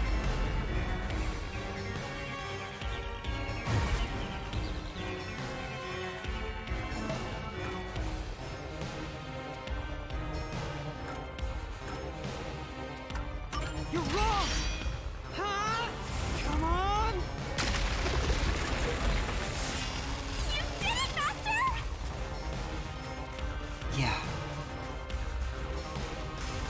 Let's do it, Master!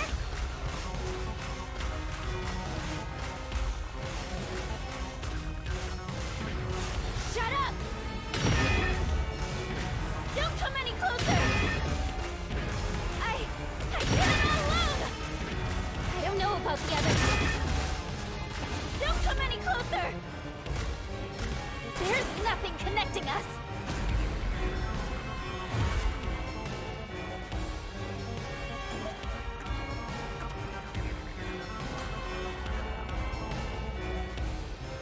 You're wrong! Huh? Come on!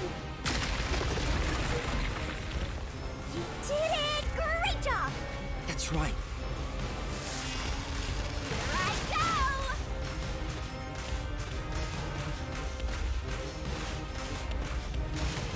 Shut up! Go away! Stop telling lies! Please, leave me alone! Shut up! We had nothing to do with each other!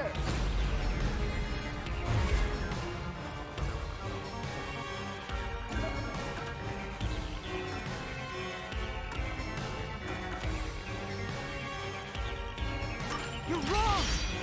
Huh? Come on! What's going on here? I thought they hated each other. No, that probably isn't true. Huh? What do you mean by that? If you put together the 3 photos they each have... What? So they're all in the same future? That's the truth.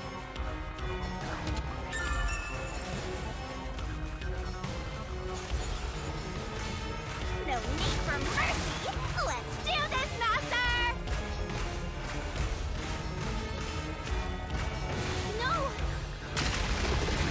No! No! Stay away! Stop messing with me! Oh Stop! no! Stop! Stop! Stop it!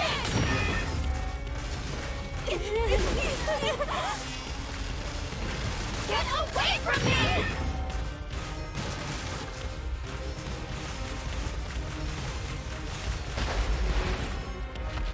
Please! Go away!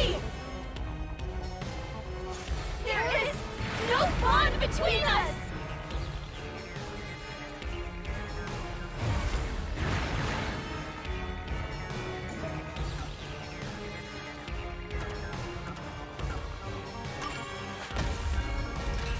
This is the truth of the case!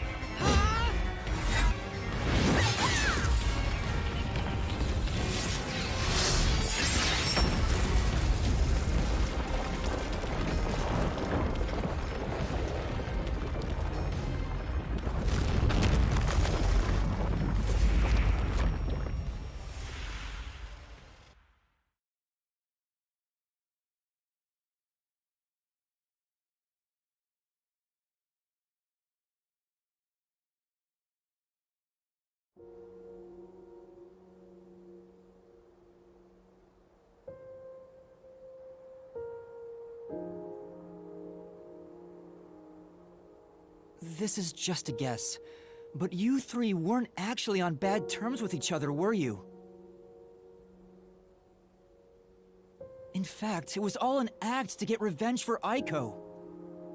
You all cherished the same picture with her. It was originally a single photo of you all together, with Aiko in the middle. You were all close friends. And when you connect the pictures together, everyone is there, smiling. So, why? Come on, we've got work to do before you get all sappy. Let's go. One more push and we'll be done with this labyrinth.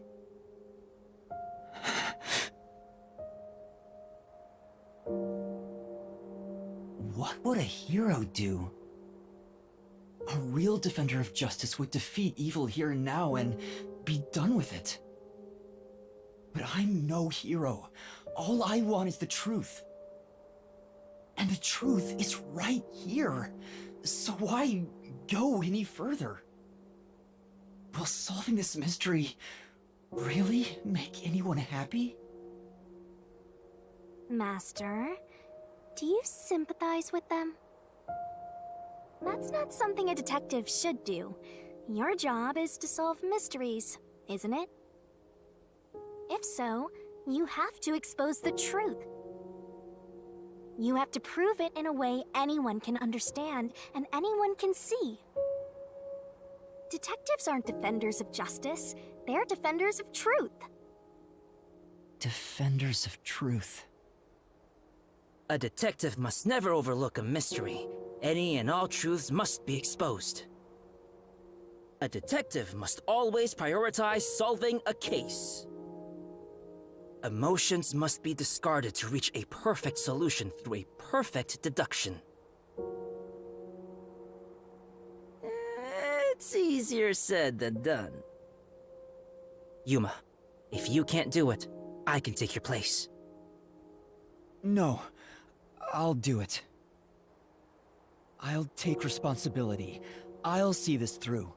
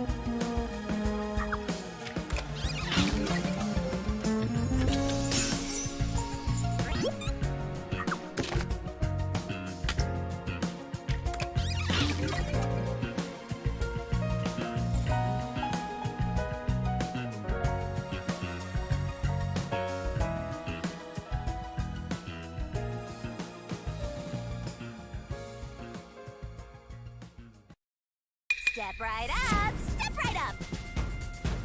A tragedy that struck an academy stage. The death of a high school girl casting a shadow over 4 bickering theater club members. Truth bombs are about to be dropped! Time for the deduction denouement! This case begins with Aiko's death 6 months ago. Aiko was thought to have committed suicide by jumping off the roof. In truth, Kaden murdered her. The shoes left on the roof had dirt on them from the flower bed at the crime scene. The bloodstains on the bricks were also unnatural, and it was obvious that an amateur had faked it. If it wasn't a suicide, it would contradict Kaden's testimony. However, she didn't originally intend to kill Aiko. It was a crime of passion. So they got into an argument, Kaden saw red, then boom? Women are so scary. Yoshiko, Waruna, and Kurane probably realized the truth behind what happened. The 3 teamed up to avenge Aiko. They used the dress rehearsal to commit this crime. Regardless of the reason, getting together to plan a murder is pretty crazy.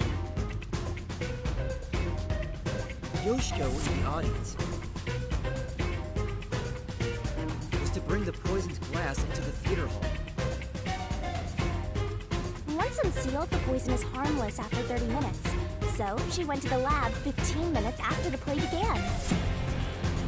The poison container is too big to transport unnoticed, so she applied it to the glass in her bag with a paintbrush. Thus, the poison glass was created. She brought it back to the theater hall, then went on standby at the right end of the front row. Waruna, who was acting on stage, was to switch out the poisoned glass. During the 5-second blackout 30 minutes into the play, Yoshiko placed the poisoned glass in the wings. Waruna, on stage, retrieved it and hid it under her costume. Then, in the scene where she approaches the shelf, she exchanged the glass there with the poisoned one. Switching in the murder weapon on stage while everyone is watching? What a pervy exhibitionist! What's perverted about that?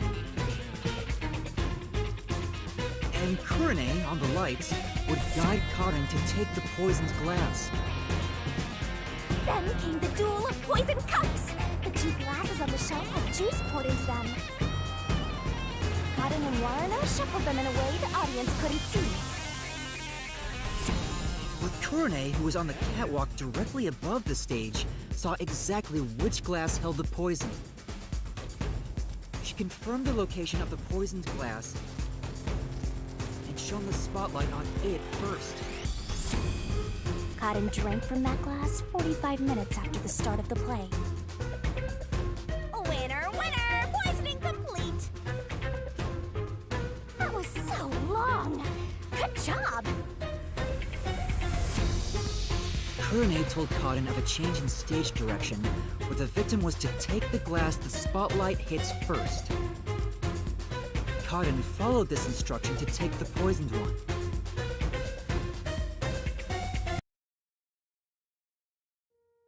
The whole sequence of events for this crime would have been impossible for a single person. Their cooperation was also a means to conceal their involvement.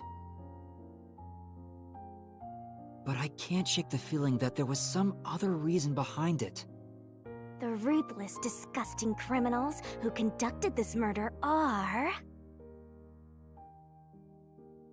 Yoshiko! Waruna! Kurane! You are the killers! Wait, what? They may have pretended to always be at odds with one another, but deep down, they were bonded through their shared admiration for Aiko.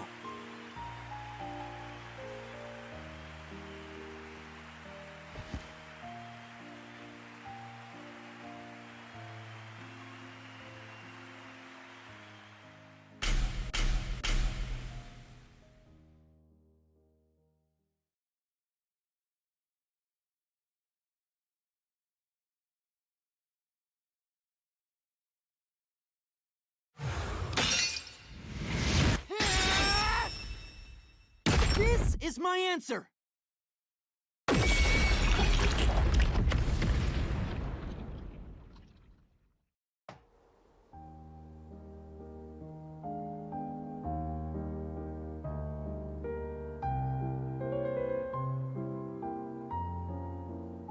Was there really no other way? Was there no way to prove Karin did this without killing her? That's not possible. Not in Kanai Ward. The Peacekeepers bend the truth whichever way they want to. The three girls couldn't get justice from them. Which led to this crime. But it doesn't make it right! How long did you put on an act for this? Aiko was our sunlight. Wherever she went, we were meant to be there with her. She was everything to us. We were together ever since we were young. Her dream was our dream. We were nothing special. But she called us her rivals. Those words encouraged us to carry on. But now she's gone. Everything's hopeless now. The three of us investigated Aiko's death. I used my parents' connections to view top-secret case files. But no matter what we did, the Peacekeepers refused to reopen the case.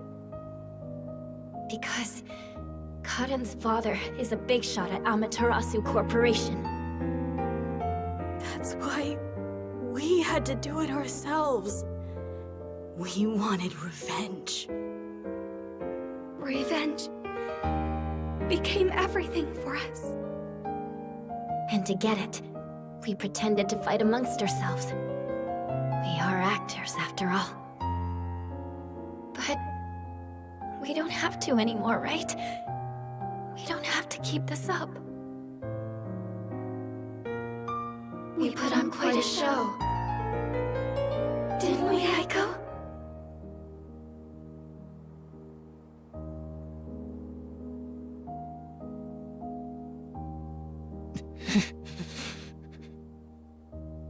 This leaves a bad taste in my mouth. Then again, most cases do. But that's the end. We can finally return to the real world. I hope the girls open up like that in the real world too. No, I don't think they can. Huh? Why is that? Oh, also, where's Shinigami?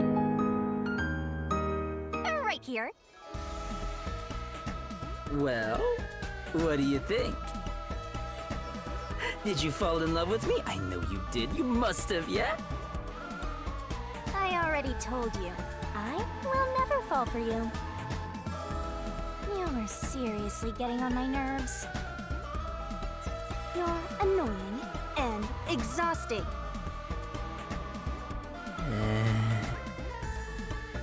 Yasuhiko?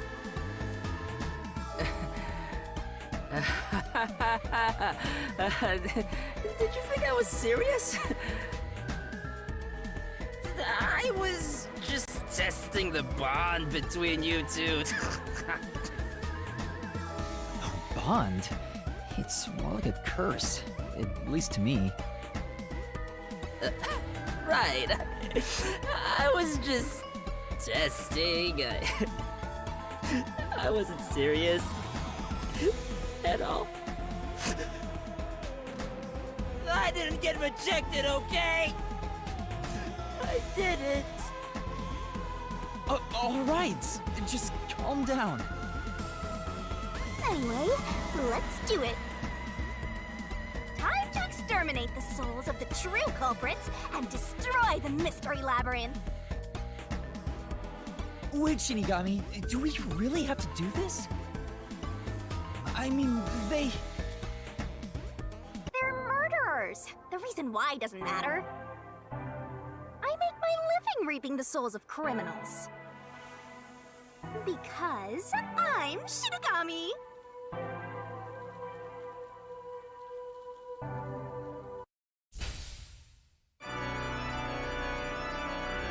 Surging bloodlust. Overflowing despair.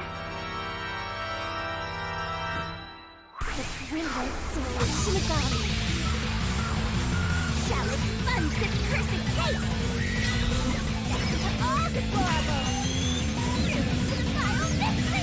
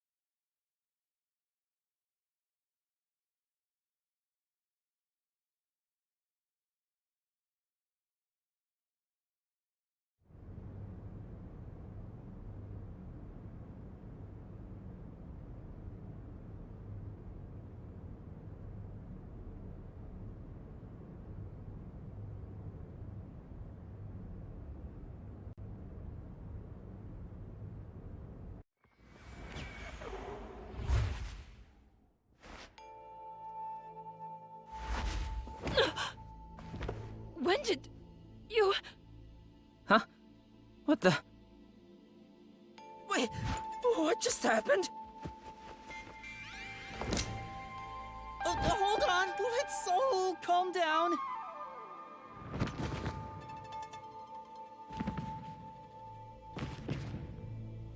What? What's going on? I knew it. The evil murderers have been expunged once again! Oh, right! I got one more job to do.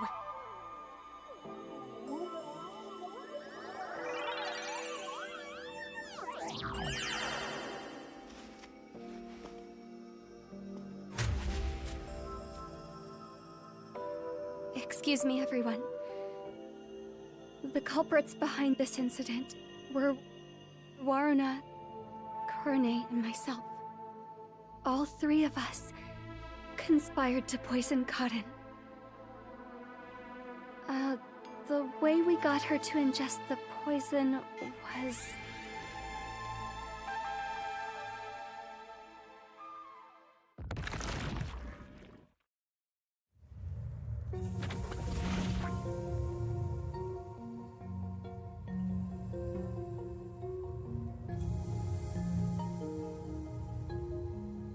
I don't know what you people have done, but next time it won't go your way. Remember that.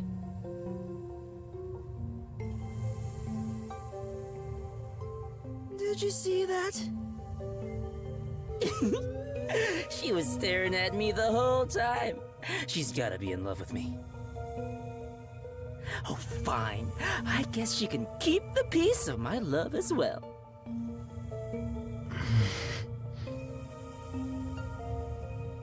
Hey, what's got you so down? All three of them just died out of nowhere. Nobody's to blame for that. There's no reason for either of us to feel guilty. Seems like all the memories from the Mystery Labyrinth are completely gone. Master, we're in the clear. All three of their deaths won't be your fault now. That's not what I'm worried about. Yuma!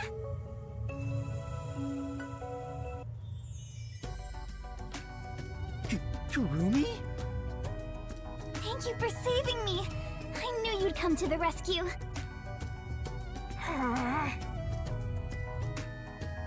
Anyway, are you alright? The Peacekeepers didn't harm you, did they? No, I'm fine. Hey, Yuma? I don't want to get in the way of this tearful reunion. But maybe we should get out of here? It'll be trouble if the peacekeepers come back. Oh, right. Let's leave then.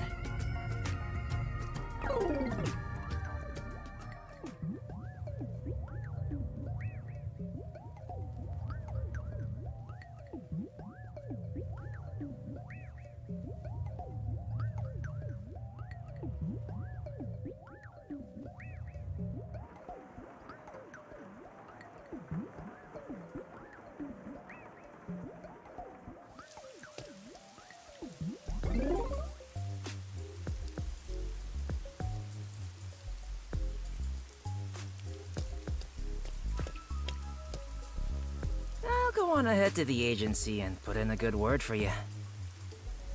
I don't really get how it all ended, but I have a hunch. Yuma, you did all the work, right? Huh? Huh, guess he's got good intuition. Looks like I won't be calling you Rookie from here on out. Let's keep working together, my man. Mind your manners as you walk your girl home.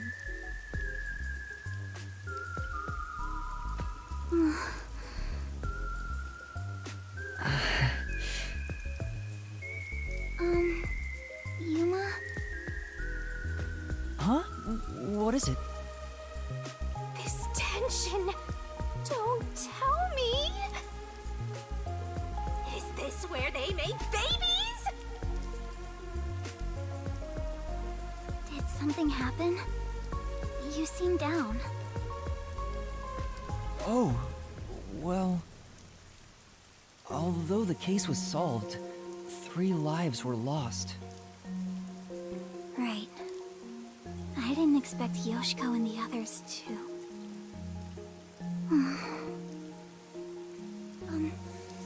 Could it be that their deaths are related to your forte? What? Wow, we've got another sharp one. Master, I hope you know this, but if you say anything about our contract... Oh, sorry for saying something so strange. I know I'm off, right?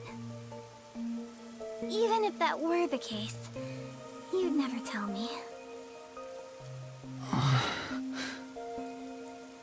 Hey, Kurumi, there's somewhere I want to go. Will you come with me? Huh? Sure, I guess.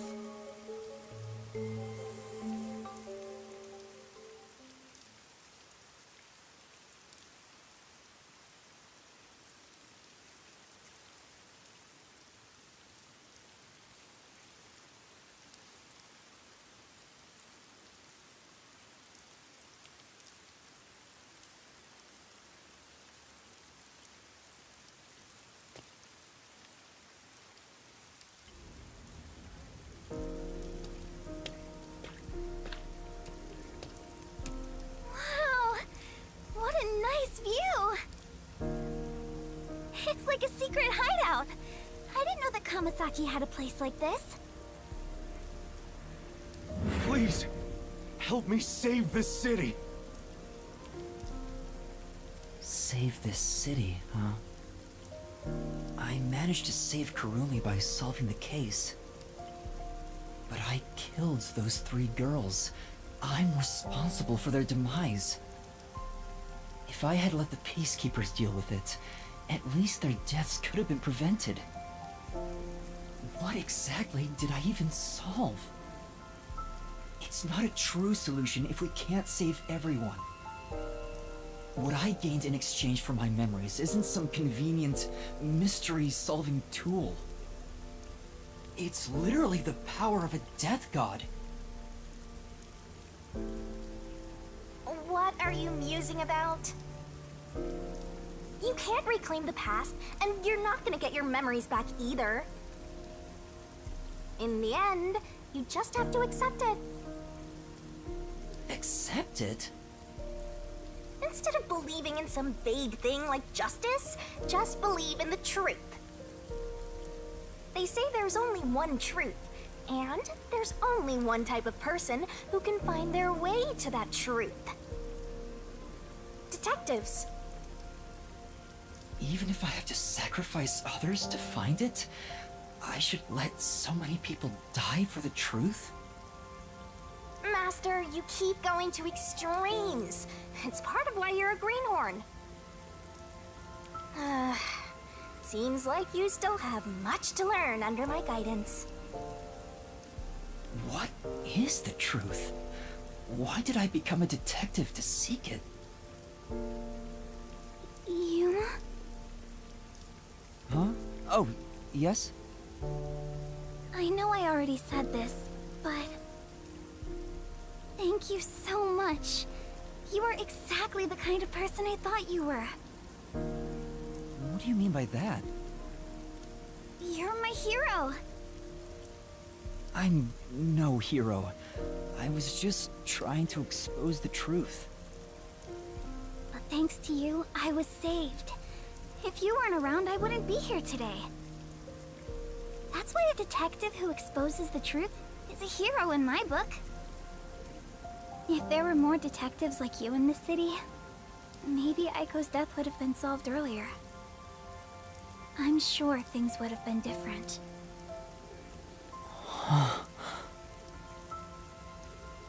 Kanai Ward hasn't seen a hero like you in forever. That's why it's always been so dark here. So please continue to be our hero. A hero. Maybe before I lost my memories, I was trying to become someone's hero. This time, there was a steep price to be paid for exposing the truth. But even so, the truth must always be revealed.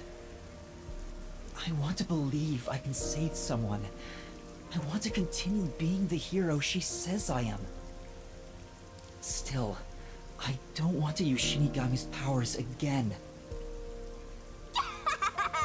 Don't act like you don't like it, Master!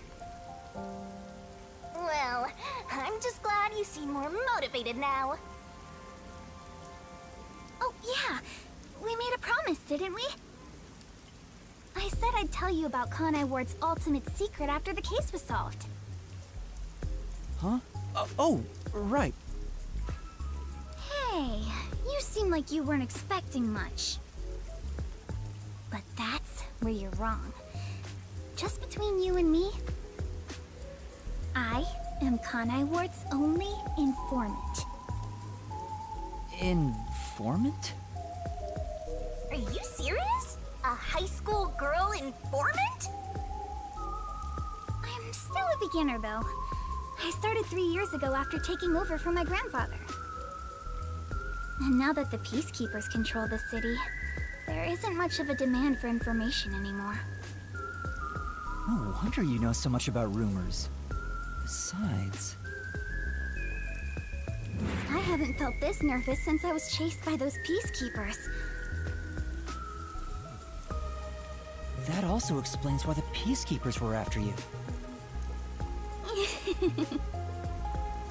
If Kurumi is an informant, maybe she does have some crucial information about Kanai Ward's ultimate secret.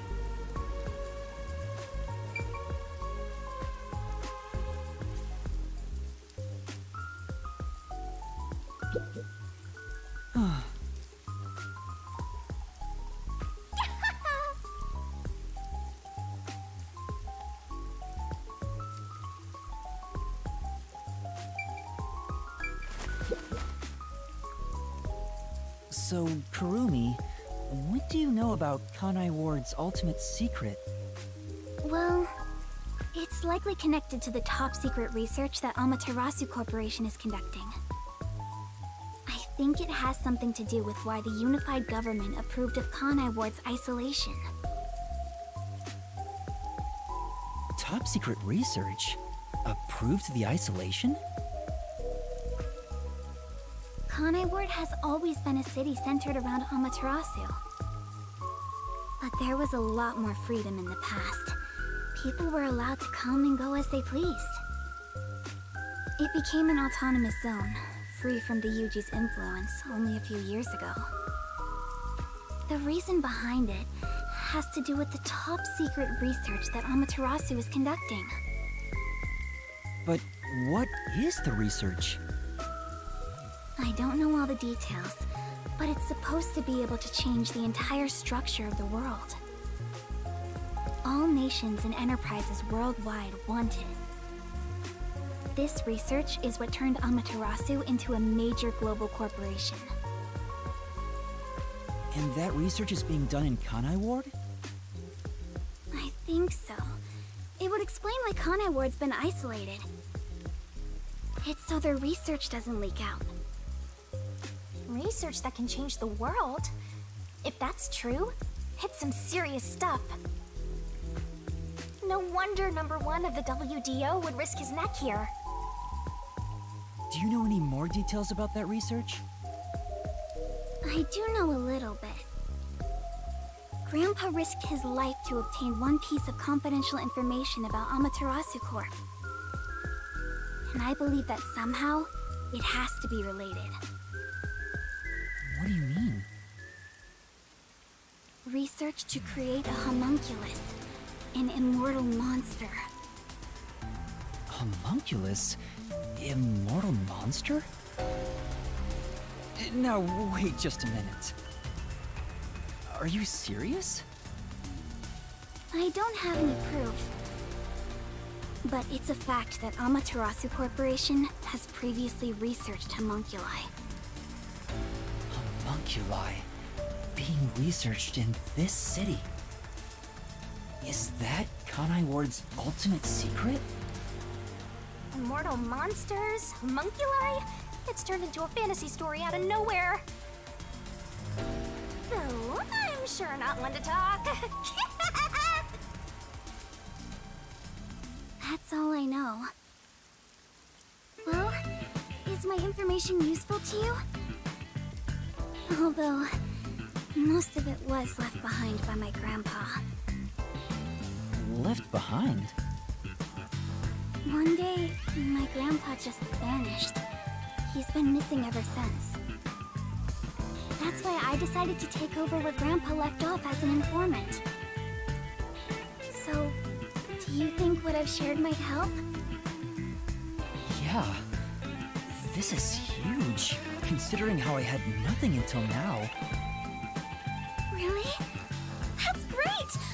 I'm actually useful to a master detective! Oh, about that master detective thing. Look! That's where my grandpa used to live! That takes me back. I wish I could see him again. Oh well. And that's how you'll keep taking advantage of a high school girl, huh?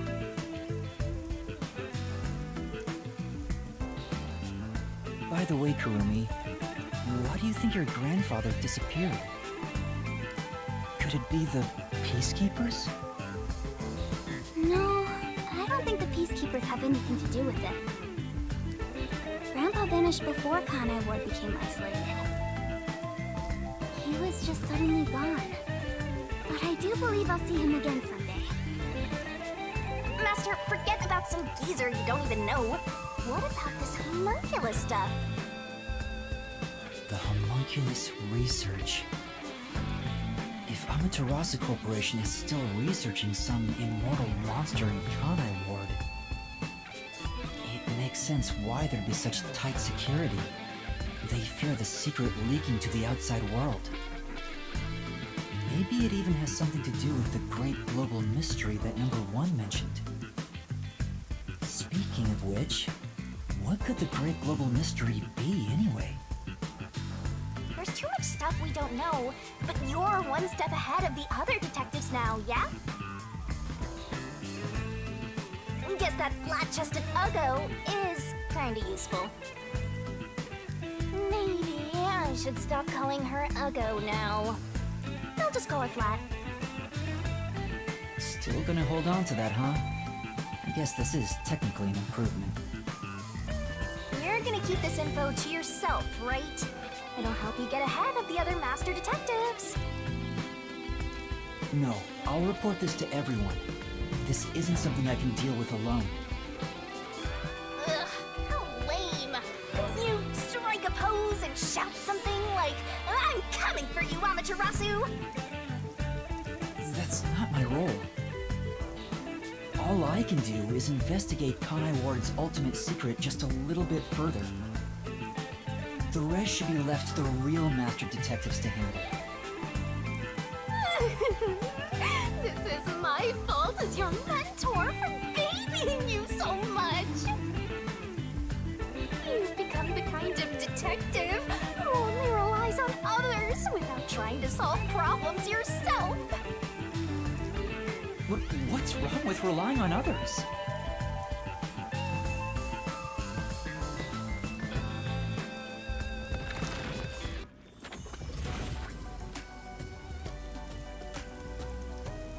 Thank you so much for today. The pleasure is all mine. I'm kinda hungry. Maybe I should go buy a meat bun on the way home. You like those meat buns too, huh? Yes, I love them. I eat at least one every 2 days. They're kind of the comfort food of Kanai Ward. It's like I'm instinctively drawn to them. Oh, would you like to join me, Yuma? No thanks, I'll pass. I see.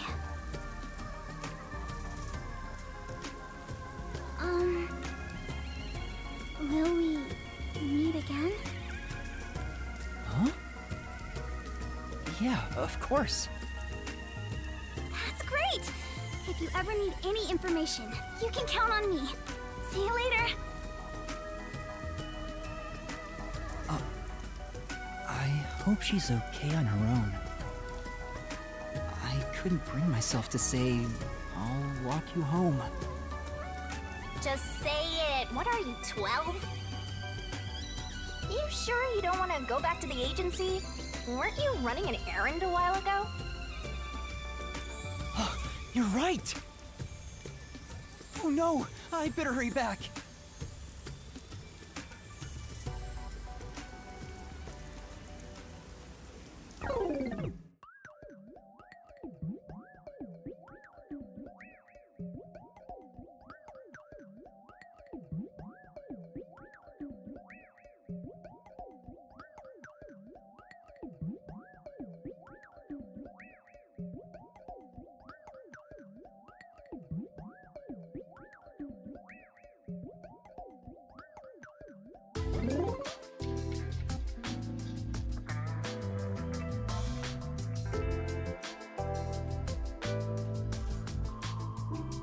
Homunculus research.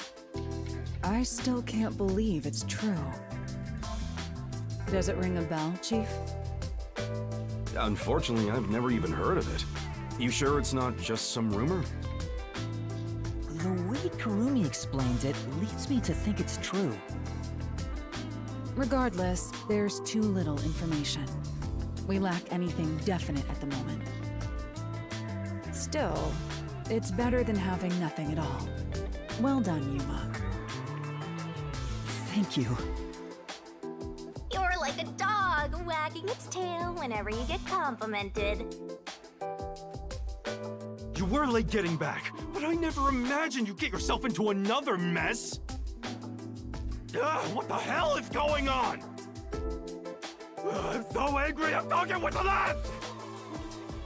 I'm really sorry. And your tail gets tucked between your legs whenever you get yelled at.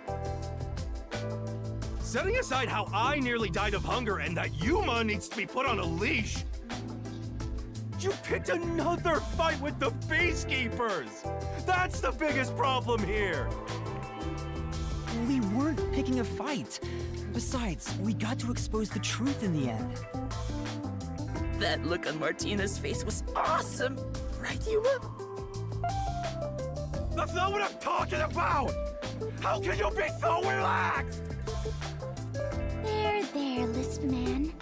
Please remain calm. So, Is it true the culprits in that case suddenly died? That makes it similar to what happened in the Nailman case. Moreover, it is also similar in that those involved in each case, like Desuhiko and myself, had their memories wiped. There are too many common traits to call it a coincidence.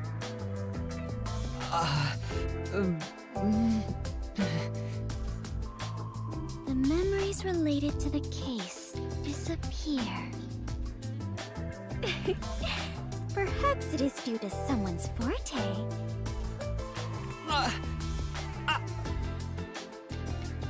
No way. What kind of useless forte would that be? Besides, no one here has an ability like that. Could another master detective have found their way here? It'd be one thing if we were anywhere else in the world, but we're in Kanai Ward. This isn't the kind of place some ambitious master detective could barge into by himself. If someone got officially dispatched here, I would know. Anyway, why are you all looking so glum? The case is closed and we got new information. It's a fantastic step forward. It's springtime and all is right in the world. Spring? It rains all year long here, and we've had nothing but trouble. Ugh! Just what the hell is going on here? It's like the hand of death itself. What's wrong, Vivia? You know what they say. The greater the detective, the more often they encounter death. Isn't that right, Yuma? That does kind of apply to you, Yuma. In a way, you're like a death detective. Don't take it the wrong way. I mean that as a compliment. But even if it offends you, I refuse to apologize. Apologizing is too much of a hassle. The Death Detective. You have a cool nickname, Yuma. No way! I don't want a nickname like that. Really? But it sounds so awesome! It seems death has taken a liking to you, Yuma. That's one of your talents in a way. Sheesh, I'll never understand this guy. I'll figure out how to discipline Yuma later. For now, we need to come up with a plan to handle the Peacekeepers. You said this case involved Vice Director Martina, right? She's Director Yomi's right-hand woman. I heard she's both his close advisor and his mistress.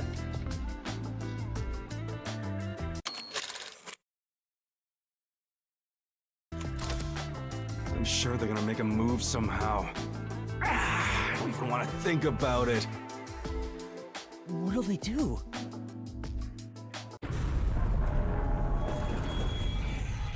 See? This is what I'm talking about! Everyone, brace yourselves! Are you serious? This is so fun!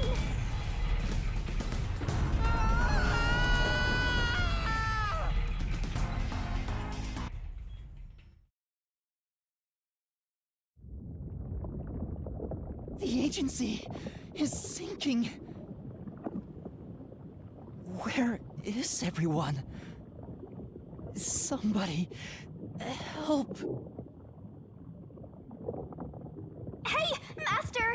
Snap out of it! Come on, Master!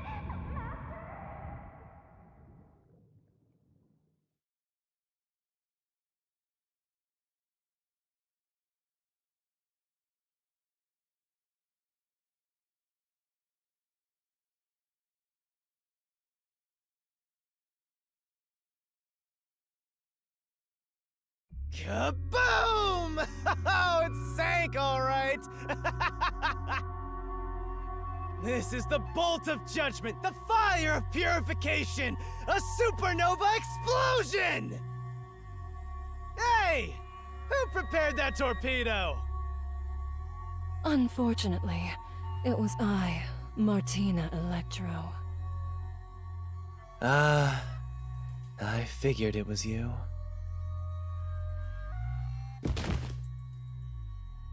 That wasn't enough firepower! I told you to blow up the whole river and vaporize them, didn't I? Now it just looks like I'm causing chaos! Half-assed executions of the law are nothing but senseless violence! I told you to demonstrate perfect order! Listen to me. A clean and pure execution of the law is... overwhelming, absolute, and completely blows everything away without a trace! I'm terribly sorry, Director Yomi. No matter. You are my beloved right hand. You only need to remain by my side. Yes, thank you. I will forever be by your side to serve you. Thing is, even though you're my beloved right hand, you still need to be punished. Huh? You couldn't even solve a case caused by a couple of brats, not to mention the detectives escaped under your watch. But it's all right. Don't worry, you are my beloved right hand. I won't hurt you. I need you to stay pretty for me forever. I understand. So, what is my punishment? See this? It's a recent invention by Amaterasu Corporation called a high-performance presser. It can compress up to 50 kilograms of material and instantly turn it into a cube. Even humans can be turned into pretty little cubes. Huh? I'll keep you on my person at all times, so you'll always be by my side. You are my beloved right hand. Please wait! What? You must be joking! Hey, you! Take my beloved right hand over there. Director Yomi, please wait! Please, have mercy! Oh, Martina. There's something I wanted to ask you before you go. What's... love? Take her away. Director Yomi! Director Yomi!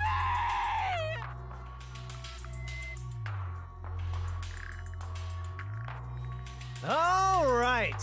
Now, let's go find the corpses of those detectives that got blown up.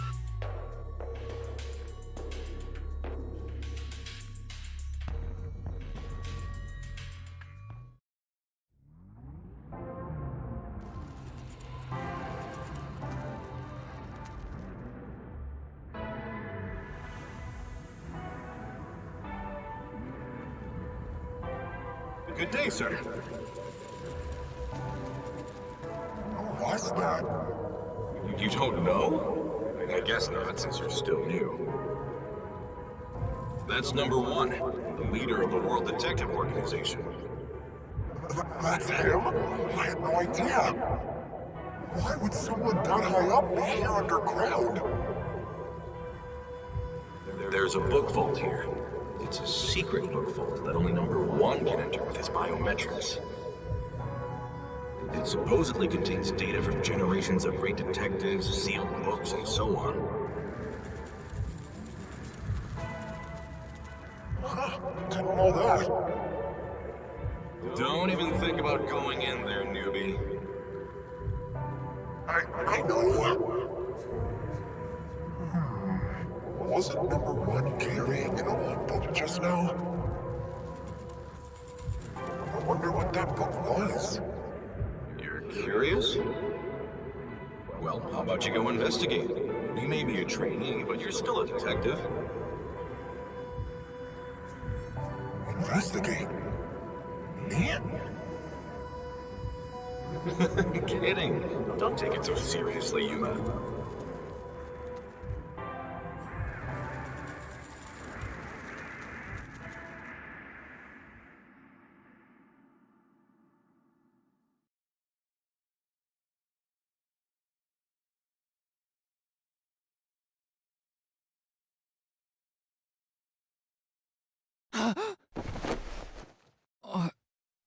Huh? Wait, where am I? Beats the hell out of me. But weren't you by my side the whole time? Don't you know what happened to us? Like that time back at the Amaterasu Express. I was only able to stay awake back then because we just made the pact and we weren't fully synchronized yet. But that didn't work this time. When you lose consciousness, my vision also goes dark. Actually, do you remember drifting in the river after the explosion? You almost died. Hell, even as a death god, I thought I was gonna die. This is no laughing matter. Anyway, because your biological activity stabilized, I was also able to wake up. Everything's a-okay so far. Now, let's go find out where we are. I want to go exploring so bad, my eyes are watering. That's a bit dramatic.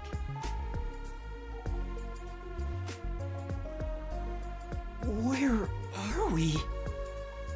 Let's check things out for now.